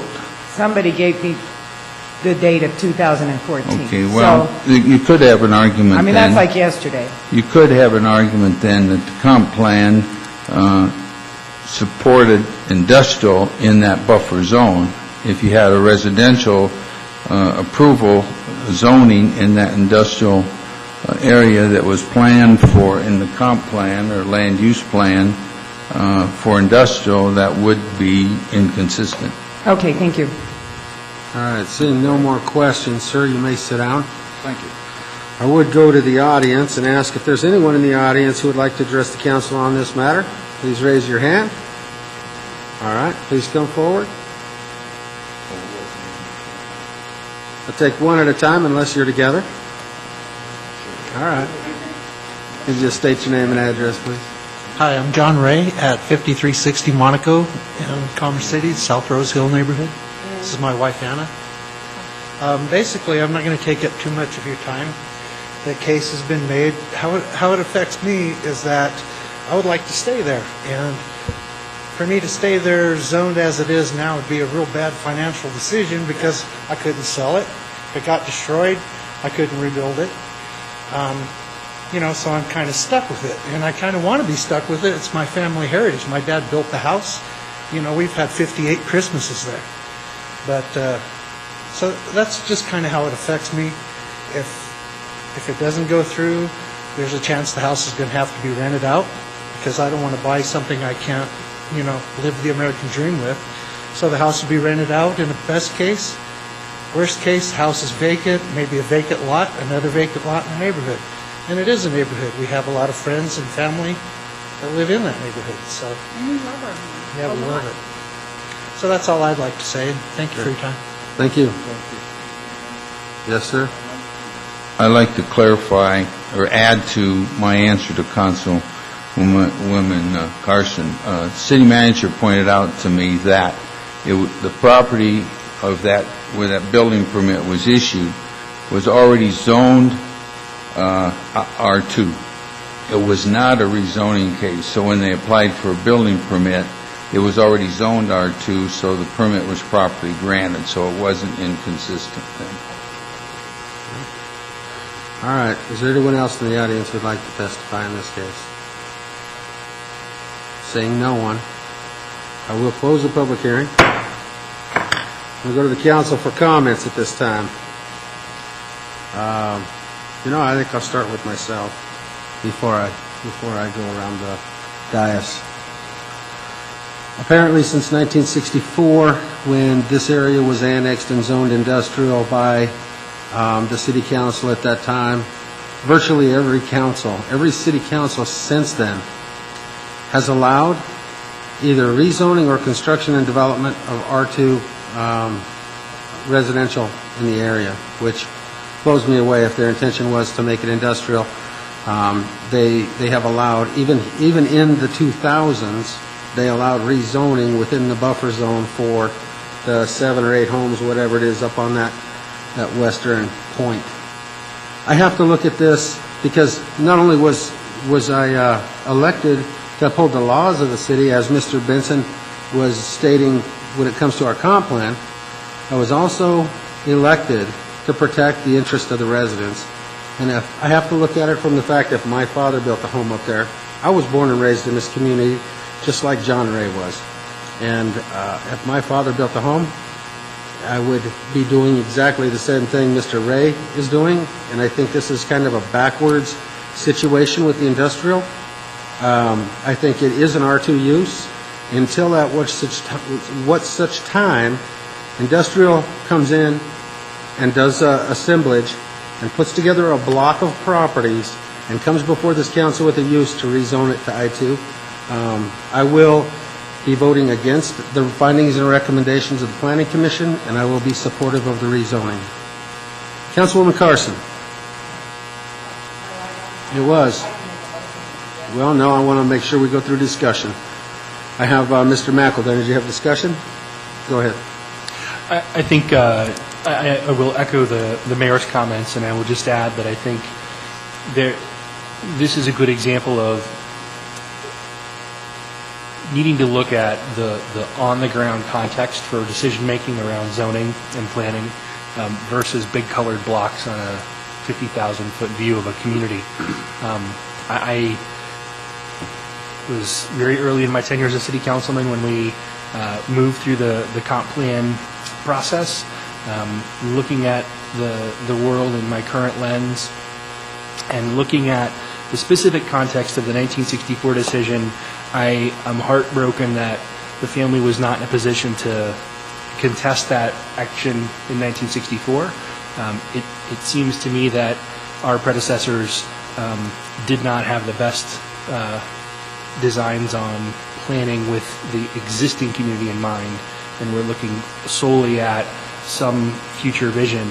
And I think there has to be some finer-grained decision-making about having an aspiration to end up in some way, shape, or form in the future versus the reality of the time frame in which that's legitimately feasible and the fact that you've got people that are living in those homes right now. So to me, the fact of the matter is that home never should have been rezoned to I-2 unless the conditions that the mayor outlined were to come true, in which case that area could start to take to shift in mass.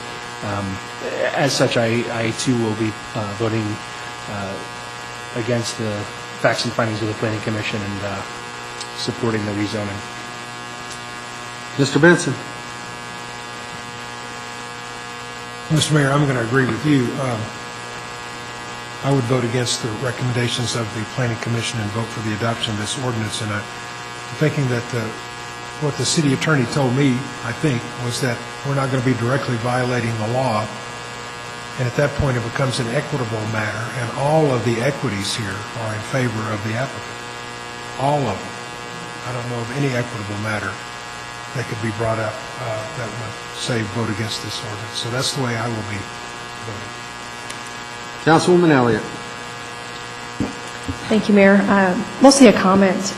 Just listening to everything this evening, again, what really concerned me was the fact that there doesn't seem to be substantial evidence to support the rezoning to I-2 in this property, and a few others in that area were just approximately 10 years old.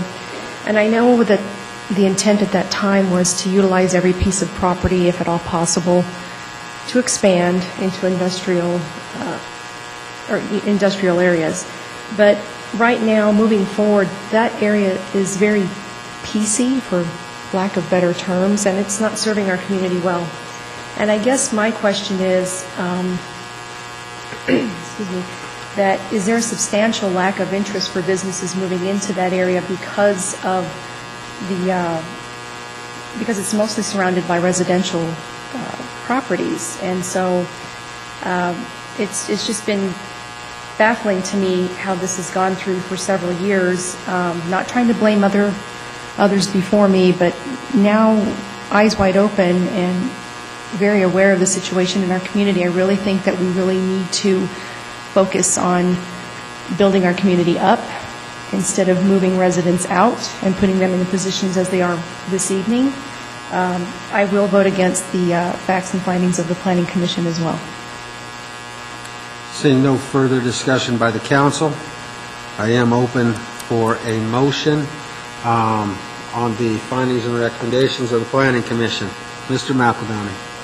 Mr. Mayor, I would move that we reject the facts and findings of the Planning Commission on this matter. Thank you. Mr. Benson. The second, the motion to reject, is that what you said? I'll second that. Okay, I have a motion and a second to deny the findings and recommendations of the Planning Commission. All those in favor signify by saying aye. Aye. Opposed, say nay. Motion is carried. I'm now open for a motion.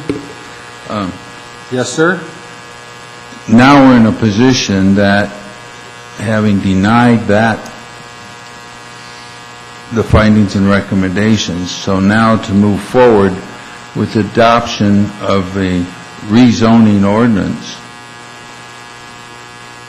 then we need to have new findings and recommendations, new findings by this city council then to support an ordinance.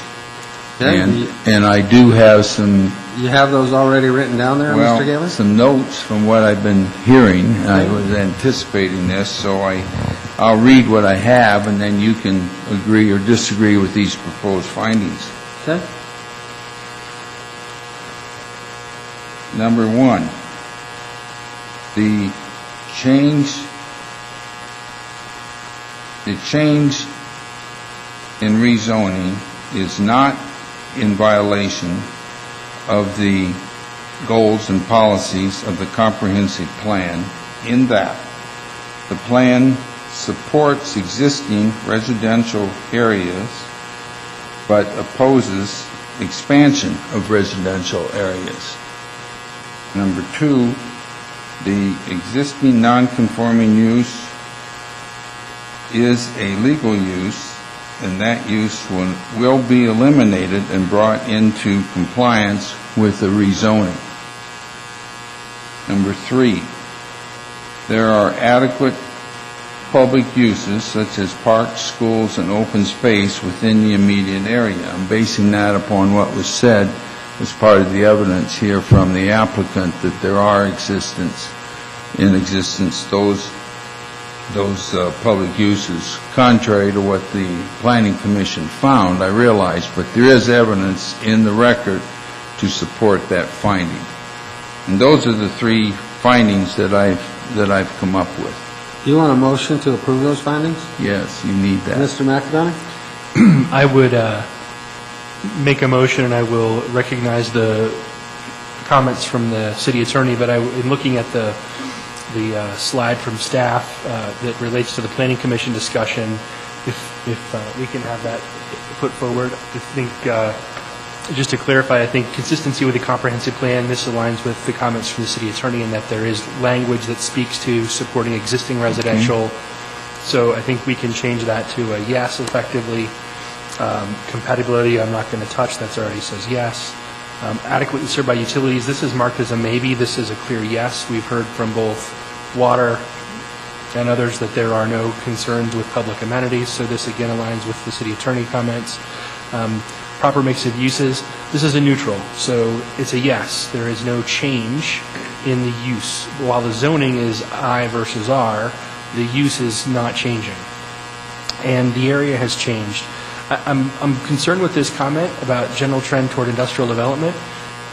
Looking at this map, it's effectively been static. While there have been piecemeal changes of residential moving to industrial and vice versa, I would say that the area has remained neutral, and I would, if anything, move that to maybe. So for what it's worth, does that align with your comments? And that does help. My recommendation for the council then would be to add to the findings that I propose, to add compatibility with the surrounding area and uses, and add adequately served by utilities and public amenities, and add maintain a proper mix of uses, and you don't need to address the last one because you have enough findings to support your decision without the last one. So I would then so move that those be recorded as the findings of the city council in the matter of, going to the state Z918-15 with a recommendation for the zoning change. Mr. Benson? Second. I have a motion and a second to accept those new findings derived from this testimony given this afternoon or this evening. All those in favor signify by saying aye. Aye. Opposed, say nay. That motion is carried. Now I'm open for a motion to consider the rezoning to R2 on ordinance Z918-15. Mr. McEldowney. So moved. Mr. Bullock. Second. I have a motion and a second. Will the city attorney please read the title? Give me just a moment, Mr. Mayor. Why don't you take a moment to draft the title? I got it. It'll be the same title, correct, sir? It would be the same, the title that we have there then would be correct. Yeah, it would be. I have a redraft, well, I have an ordinance then that you don't have that ordinance in your packet, but I'll just... Oh, it's there. We've got it. It's up here on our screens. It's up there. All Yeah, right. we've got it. You have it. So that's the ordinance. I'll read the title then. An ordinance rezoning the property described in Exhibit A, attached hereto, made a part hereof, located at 5360 Monaco Street, Commerce City, Colorado, and amending the zoning map of the city of Commerce City, Colorado to reflect said rezoning. Thank you. I have a motion. I have a second. The title's been read, and I'll ask for a roll call vote.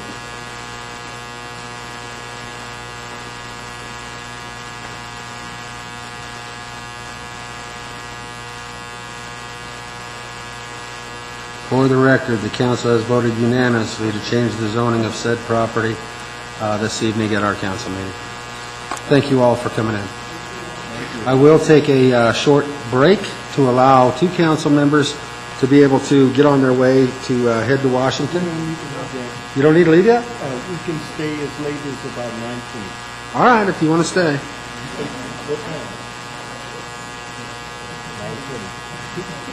Yeah, we're going to move on. We're not going to take a break. We're going to go ahead and move on. They want to stay. Surprises me. Next item on the agenda is resolutions. We have Resolution 2015-14. I'd like to invite the Communications Service Supervisor and Youth Commission Staff Liaison, Julie Imco, forward to make the presentation on the Youth Master Plan. Is Julie here? There she is, hiding over there.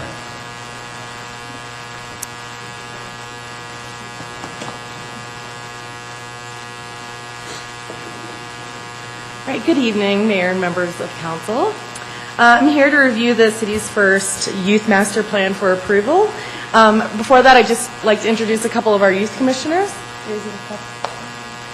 Good evening, Mayor and City Council. I am Victoria Perez, and I have been with the Youth Commission since it began. And I would like to start off by thanking you guys for allowing me and the rest of the Youth Commission for this wonderful experience and opportunity for being in it. And we will be glad to see you down in Washington, D.C. when we go to the NLC conference. We didn't get your address. I'm just kidding with you. Go ahead and come on up. Good evening, Mayor and City Council. My name is Jocelyn Vidania, and I'm Secretary for the Youth Commission. And as Tori said, I'm just very thankful for letting us have this opportunity. And as well as she said, I look forward to seeing you guys on Washington, D.C. Great, thanks for coming in tonight. Thank you. And so the Youth Commission has been a primary source for creating the master plan and will continue to be advocates in achieving its goals. The plan in your packet tonight was what we discussed in December, and there really haven't been any significant changes to it. The Commerce City Youth Master Plan is a major milestone in solidifying the city's commitment to its youth. Its vision is to be a strategic roadmap and is intended to be a realistic and achievable goal. The plan also recognizes that existing education, health agencies, and other community resources in Commerce City all play important roles in our youth's lives. We are all cultivating a shared success. And by investing in our youth, the city is positioning itself to have a stronger, more contributing population for generations to come. Okay, so the plan harnesses the city's existing efforts and align future activities. So for example, the comprehensive plan addresses youth and family needs to better the community, such as affordable housing, connectivity, healthy living, medical facilities, parks, recreation, and more. And so through roundtable discussions, focus groups, the Adams County Youth Initiative data, and NLC, these 5 areas of focus were established for addressing youth needs in the city and ultimately achieving long-term success. And the next steps are, we are looking, if you look in the Youth Master Plan, there are action items broken into groups such as ongoing 1 to 3 and 4 to 6 years. So the next step includes looking at these proposed action items and understanding possible budget impacts so that they can be included in future council discussions, pending that it's approved. So that's what I have. Thank you for your support. Thank you. Thank you. Does anybody have any comments or questions on the council for Julia or either of the youth that are here this evening? Mr. Bullock, your light's lit up. My light was for the motion. All right. And why don't Mr. McEldowney? I just want to say thank you to Julia and to the members of the Youth Commission, as well as our council representatives to the Youth Commission. You know, we've talked about youth for a long time, and I really want to take my hat off to both our council leadership and to the youth and to staff for helping this come to this point. It's maybe not as far along as we would like it to be, but it is a major milestone, and I don't think we can overstate the importance of putting the stake in the ground should we approve this tonight and positioning ourselves to really carry this forward. So, thank you. Thanks, Mr. McEldowney. I would agree. I think it's just awesome that we have reignited the youth council that we had previous years ago when I was the mayor in a past life to now to see it grow to what it is today. I think it's great that we're helping to educate the kids in our community to understand what a city does, how, be able to be advocates for youth opportunities within our community. I think it's great that the two of you are here tonight to listen to what I would consider a tough decision that we had to make on that second public hearing. Those are tough decisions, and we have to weigh the differences and make a decision on whether we allow a use, and that use could continue for another 60 years in our community.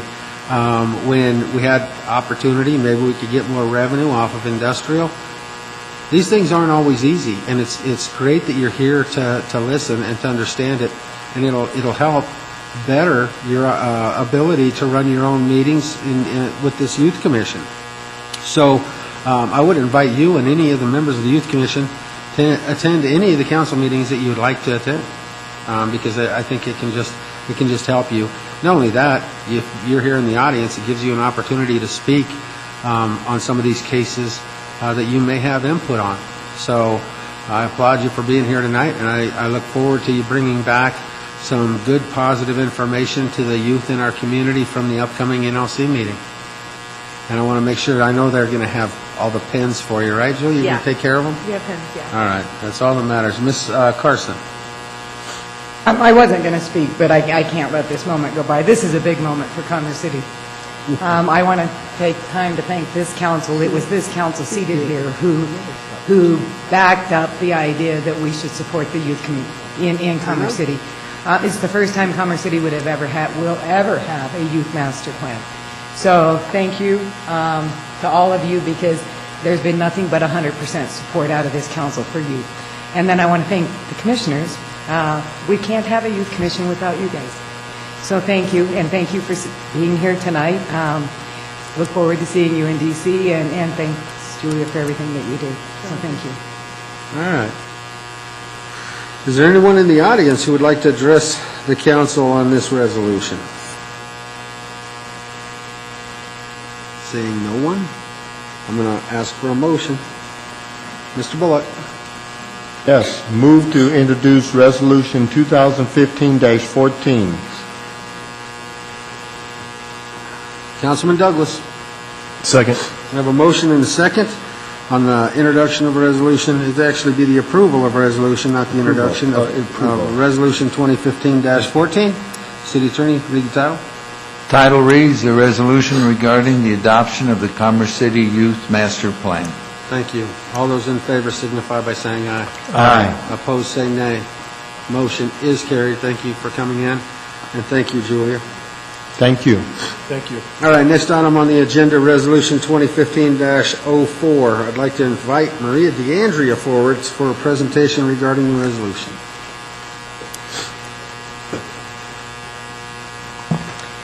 Yes, thank you, Mayor and City Council. Just very briefly tonight, an update and direction on our ongoing process with CDOT and taking over ownership and maintenance of the Highway 2 roadway. So just a brief presentation. And then a representative from CDOT, Jay Hendrickson, is here to speak briefly to this issue as well. So just a little bit of background. CDOT's RAMP program, which stands for the Responsible Accelerated Maintenance Program, Maintenance and Management Program, solicited requests from municipalities, and we did submit a funding request to widen Highway 2, and as part of that process, working with CDOT staff, we worked out an agreement to where we would take over ownership and maintenance of the road, and then CDOT would provide us with that long-term funding to provide for the widening of it as well. We will own, as a result of the action tonight, all the way from 62nd Avenue, which is on the south side of the Greyhound Park, adjacent to the King Supers, all the way up to I-76, the northbound ramps as you get on and off of I-76, or approximately 8.7 miles. The section that we'll be widening is between 72nd Avenue all the way up to just south of the railroad bridge as you approach I-76, which is approximately 6.7 miles. This map just shows a brief area there, the length of where we will be taking over or devolving to the city. So we will be receiving $15.7 million in grant from CDOT. That action will occur as soon as the IGA is signed by the state controller. Those funds will be combined with $5 million in city funds to widen the roadway, which we're currently under design. We'll be completing that design this year, with construction beginning in 2016 and be completed by the end of 2017. The action with the IGA, approval of that IGA tonight, would transfer all of the right-of-way to the city. We have gone through a process working with CDOT surveying staff, as well as our own sub-consultant surveyor, to identify the boundary survey for the right-of-way that would be transferred to the city. And generally, we have at least 100 feet throughout the length of the corridor. Those maintenance and enforcement responsibilities that will come to the city will be in effect upon execution of the agreement, which will take approximately 2 to 4 weeks, probably from tonight when this action occurs. So with that, I'd recommend approval of resolution number 2015-04, and also invite Mr. Jay Hendrickson, CDOT's Region 1 program engineer, to come up and say a few words. Thank you.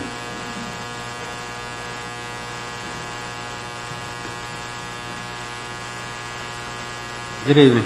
Good evening. Good evening. Is this on? Yes. Yep. Good evening, and thank you. Appreciate the opportunity to come in and address you all here. My name is Jay Hendrickson. I'm with CDOT Region 1 central program, and I'm the program engineer for the program, and in my program we oversee the local agency group, which is responsible for working with our partner local agencies on issues just such as this.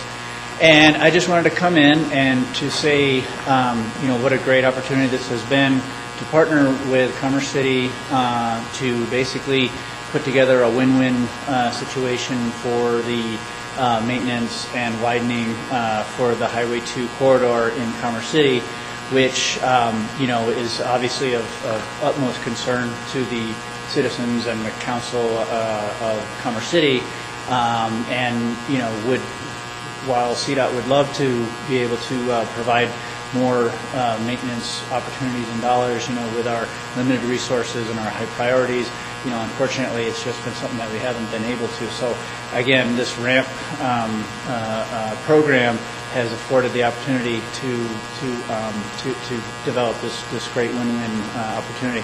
And I just wanted to thank Ms. DeAndrea. Maria has worked with my staff to put together quite a host of details to be worked out between the right-of-way survey and some of the funding issues and everything. And so it's been a great partnership. So just wanted to come in and, like I said, just thank you all, and just really looking forward to executing this agreement and getting Commerce City, the oversight of this important facility to Commerce City. So if anybody has any questions, I'm happy to. I'd like to first say thank you, not just to you, but to the state as well, for giving us the RAMP grant so that we could improve this for our residents. Highway 2, from the time I was a kid growing up in this community, has been really one of those roads that people were scared to drive. There was a lot of people died on Highway 2. There's no shouldering, and we realize you have limited resources, so I'm not saying anything bad about the state. I'm just saying it is what it is. And the city really wants to be able to make the improvements to create a safer thoroughfare for our residents, and we need to widen it because the traffic impacts in the evenings and in the mornings are ridiculous. I mean, the other day it snowed, and I received phone calls. Highway 2 was backed up from 72nd all the way to I-76. Solid traffic. I mean, just stop and go. And every time it snows, the council probably is tired of hearing me say, someone needs to plow Highway 2. I realize it's low priority for the state. You've got I-25, you've got I-70, you get some major highways. And when it snows in the impact, in the magnitude of what we've seen over the last couple of weeks, we realize that it's going to get serviced later in the day. However, with the morning traffic, this last storm, our plow crews had 104th and Quebec were bare roads. Highway 2 was solid ice, and there was another four-wheel drive down in the ditch in between the highway and the railroad tracks. So it's important for us to improve the safety for our residents, especially now that we've expanded our community up north and we've caused most of this traffic. So we're willing to partner and glad to partner with the state to be able to take it over and improve the road by widening it and be able to maintain it at the level of service that we'd like to provide for our residents. So thank you for coming in. I would ask during the next 2 to 4 weeks, I know we're still slated to get some snow. Please have Public Works start that maintenance early so that I don't have to worry about residents running off of Highway 2 anymore. Out of both major snowstorms we've had in the last month, since the 1st of February, I would tell you the only calls that I received from residents were about Highway 2.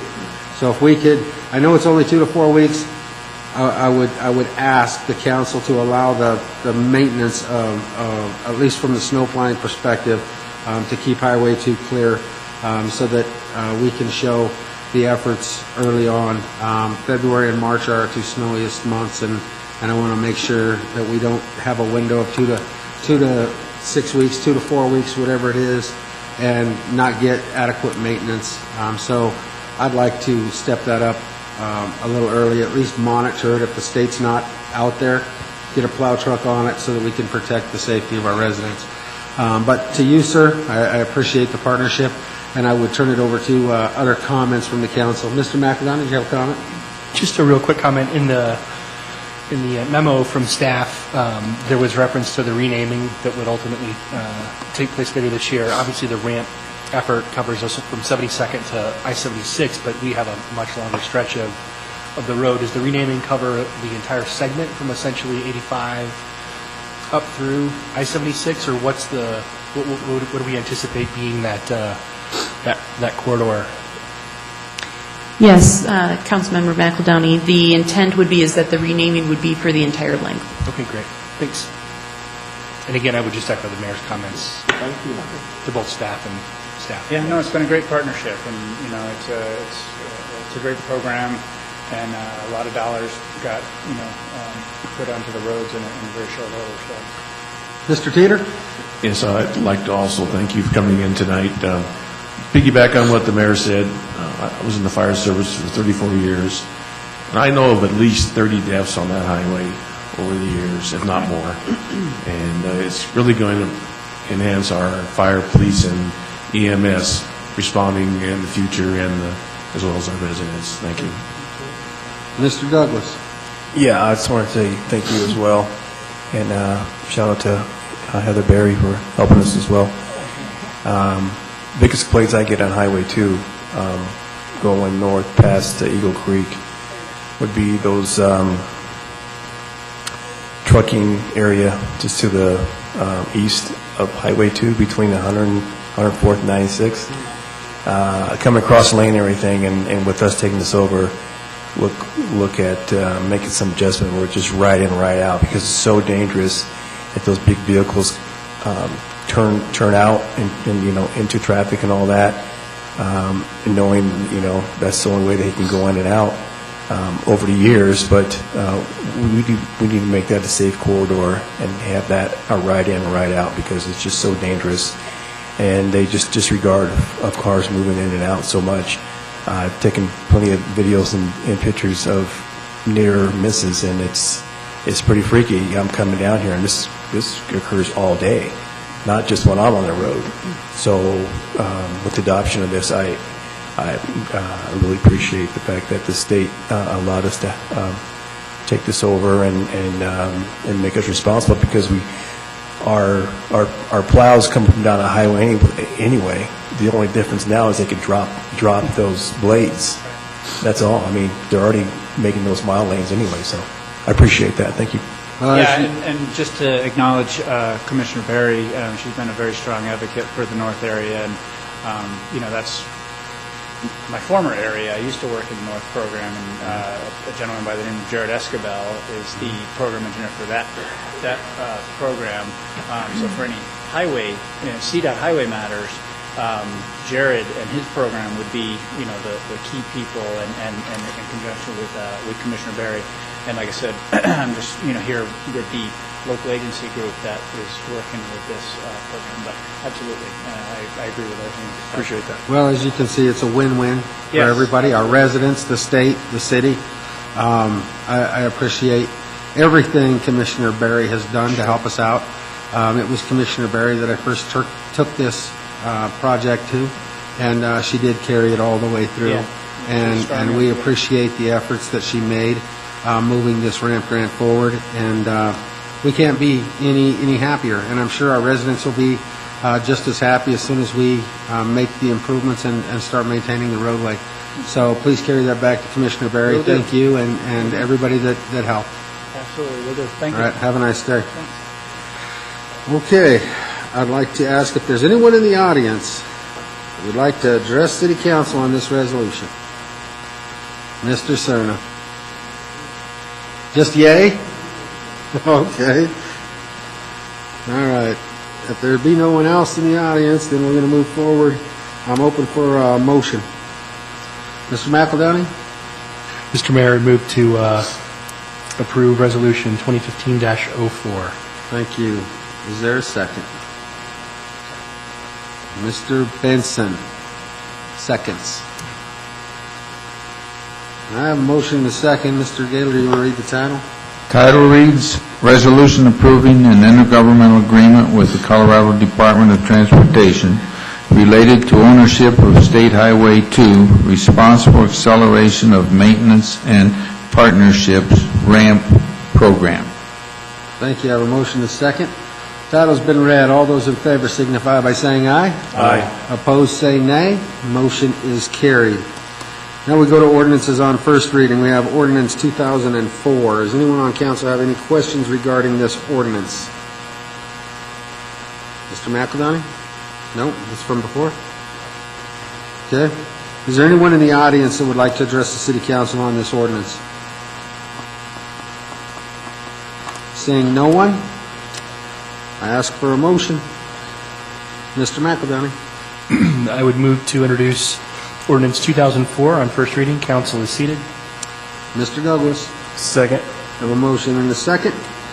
Will the city attorney please read the title? Title reads, an ordinance amending the 2015 budget of the City of Commerce City, Colorado by the recognition of the State of Colorado's Safe Routes to School grant in the amount of $284,618 for East 72nd Avenue Corridor Infrastructure Improvement Project and the authorization of the expenditure thereof. Thank you. Title's been read. I have a motion and a second. I'll ask for the roll call vote.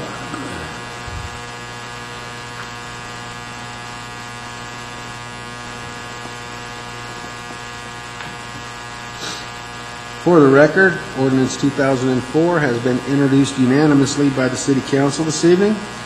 We'll move into its administrative council business. And I have one piece of business here. Mr. McBroom is requesting, and I would agree with him, to have the council do a special meeting on March 30th for the purpose of calling an executive session to handle the performance evaluations of the city manager, the city attorney, and the municipal court judge. So I would ask the council to make a motion and move forward with a special meeting to be held to deal with these performance evaluations on March 30th. Mr. Bullock? So moved. Mr. Amador? Second. I have a motion and a second to allow for that special meeting to take place on March 30th. All those in favor signify by saying aye. Aye. Opposed, say nay. That motion is carried. And now I'm open for any other administrative business that may need to occur. Mr. Douglas? I just have one. I was going to ask if we could, I know there's probably one done in the past, but there was an energy audit done. So I'm sure there was. That's why we went through the program with solar.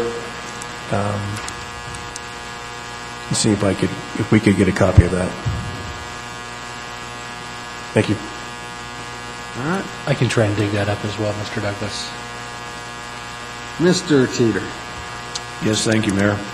I would like to get on the agenda for our study session to readdress the QCI and how it's, what the findings are behind it and how it works. I would like to readdress it in a study session in the future. QCF? Foundation of money? Yeah, QCF. Yeah. Oh, that's what I'm sorry, right. Yeah. Okay. Can staff, does anyone on council dispute having a discussion concerning QCF? Then I would just ask, you don't need a motion, we can just direct here, right? Just to add some specifics, I think, and I'm sure others may as well. I think when we talk about revisiting the QCF, I think it's a more fine-grained understanding of application, the details of the process. What's communicated to an applicant, what timelines are communicated, what was the participation level. We heard that there was a kickoff meeting. Obviously, there were some gaps in terms of what people did with their applications turned in, so understanding what that kickoff meeting looks like and where the fall-off may have been. And then, it sounds like the QCF themselves had some observations about opportunities for improvement, so I think it would be helpful to hear via staff or via them some of the things that they're already identifying so that we don't sort of pile on and when they may already have or staff may already have ideas for improvement. Is that kind of where you're going, Rick? Okay. One other question, is the intent to have the Quality Community Foundation Board at the study session having a discussion with City Council about sort of some joint goals for the grant program, or is it more an interest in learning more about the existing application process? I'm not sure what Mr. Teeter's thought was. I would kind of like first to be us with maybe some of the input that I described, and then I think we do need a working session with the QCF. We've had a lot of turnover over time, save for one person, right? And so that has evolved a long way since the beginning when we handed that responsibility over to the QCF, and I think it's important to sort of reset what it is we want that to be, and I think reset what the character and caliber and overall experience of that is, because it's a huge face to the city, to many entities, and so I think that's what I've sensed from many of I agree with that 100%. I'd like to read the rest of it again and just see what we can do to make sure that we'll address the things that we need for the city. Important that we need, the money has to go there. Well, and I would just say, I don't disagree with the discussion that we're having tonight. I would just say, there may be some QCF members watching or going to review what this meeting is. I want to make it perfectly clear that we don't think they're doing a bad job. We think that the process may have some glitches that need to be repaired. And I would bring up, it's on us to help them repair that. I would agree. So I don't want anybody to take away from this discussion that we are unhappy with QCF. We're not. They're doing a great job tonight. We had a lot of people in here. They rewarded a lot of nonprofits that absolutely helped this community.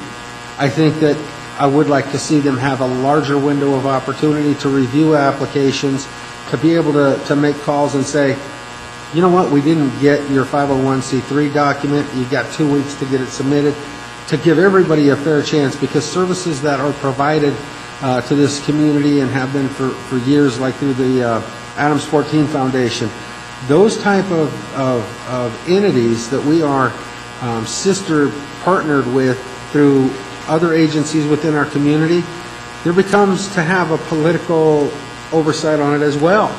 Not only does it benefit directly the students within District 14, and so I want to make sure that, if they get the applications turned in, they got to make a decision within a week. They don't have time to turn around and go, hey, Adams 14 Foundation, we didn't get this, and you're missing this off your application, because there were services that got passed up this time, not because of QCF, because of their own due diligence not to have the proper stuff turned in. I just want to make sure that we give them the opportunity to respond and turn that information in. And so all I could say is QCF does a great job, and I don't want any other takeaway from this meeting than that. I just think it's important that we make sure that they have what they need to be able to vet and give everybody an opportunity, because, if they're missing something on their application and they provide a huge service to this community, we don't want it to go by the wayside because of a timing issue. I want to make sure they have the tools necessary to be able to perform those grants to the best services to this community. And I'll leave it at that. Mr. McAdonney? Just two more points, and I think, just again, to piggyback the fact that this is not about the level of or quality of work of the QCF. I think the other things that we heard from them that I want to make sure we talk about is, again, our responsibility to help make sure that that entity is sufficiently staffed in terms of membership, because there's only so much that so few can do, the quality of work, the quantity of work, and I think it's incumbent on us to understand, especially due to the seasonality or the timing of that whole process, do you have enough people, right, or not? And we've got to help make sure that that is sufficiently staffed. And then the second piece, which we talked about briefly during our study session, was we've been pretty static in terms of the allocation to that entity for several years now, and that was adjusted to the current level when the economy and the budget were in a much more constrained state. So I think it's also important that we start talking through this process in advance of the budget discussions this fall, in particular about what might be the logical, the level of funding that makes good sense, and what might be the controls that we need to think about to help set those levels relatively speaking over time, if that makes sense. So, thanks. Okay. Councilman Elliott? Thank you, Mayor. Just want to add to that. I think the education piece of it, as far as educating council, as far as the process, the steps, the timeline, I think that will be really helpful because ultimately we're the ones that get majority of these questions, and we get these encounters where we don't have enough information, and not that we should take it on ourselves, but I think this is to build a successful process for everyone.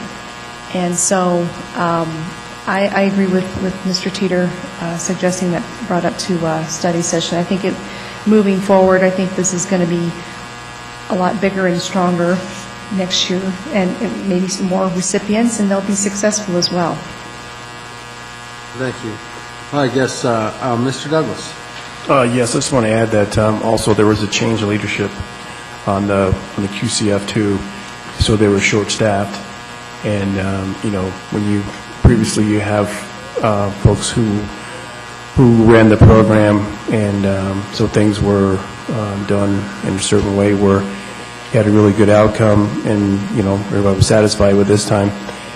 Being short-staffed, a lot of pressure is put on for them to make some decisions where if they would have had 5 more people or so, things may have been more different, but you only have so many eyes looking at the final result instead of having those 10 additional people. So 101 for us, because we're always in the community's eyes. So when something comes up, whether it's for or against, we're the first person that they're going to come to. So I'm looking forward to that one-on-one on our study session. Thanks. Okay. All right, I think we've given clear direction to staff. Is there any other council business to take care of at this time? Seeing none, we'll move into reports. City Manager. Thank you, Mayor. We did distribute the weekly edition of the City Manager Report via email prior to the start of the meeting. Just 2 updates. One actually is related to the comments about the Quality Community Foundation being short of members. We have an update as requested by City Council last Monday about the various openings on boards and commissions and the processes to try to fill them. So that's information for you. And then just a quick note about changing hours at the Bison Grill effective March 1st. It's now open 8 a.m. to 8 p.m. 7 days a week. And as always, happy to answer any questions. Okay. Mr. Gaylor. Just tell you, I'm pleased to be back, safe and sound. I want you all to know that I was thinking of you constantly on my vacation in Mexico. That's too bad. All right.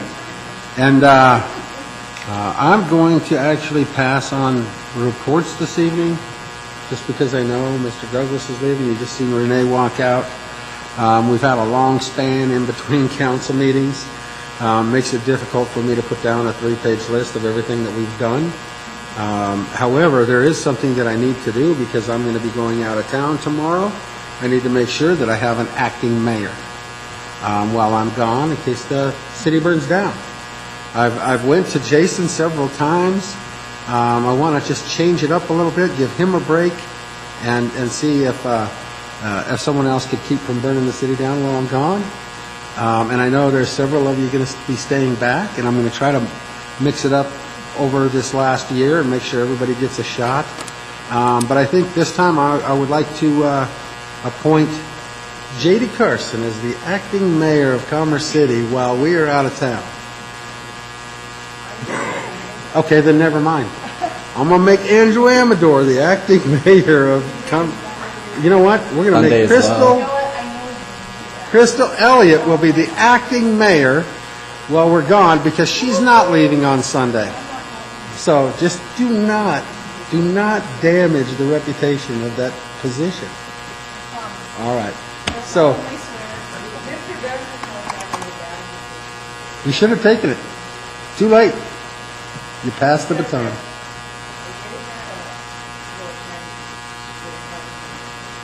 Yep. She could have been the mayor. Now Crystal's the mayor. All right. And I'll be back in town late Friday night, so you can have those duties until Monday morning. All right? All right, good. Good luck with it. So anybody watching from home, those complaints that I normally get about trains blocking the roads and Highway 2 not getting plowed, all that, please call Crystal Elliott, as she will be the mayor during this period of time. Just, flash her number up. 303-289. You can get it off of the internet on the city's website. But other than that, I have nothing further. If somebody wants to touch on something for a report, that's fine, but I'll go ahead and close us out if we're done. Having no more further business to come before the City Council of Commerce City this evening, we're adjourned. Thank you all for enduring. See you, Guillermo. Hey, Guillermo, you see I touched on that Highway 2 plowing?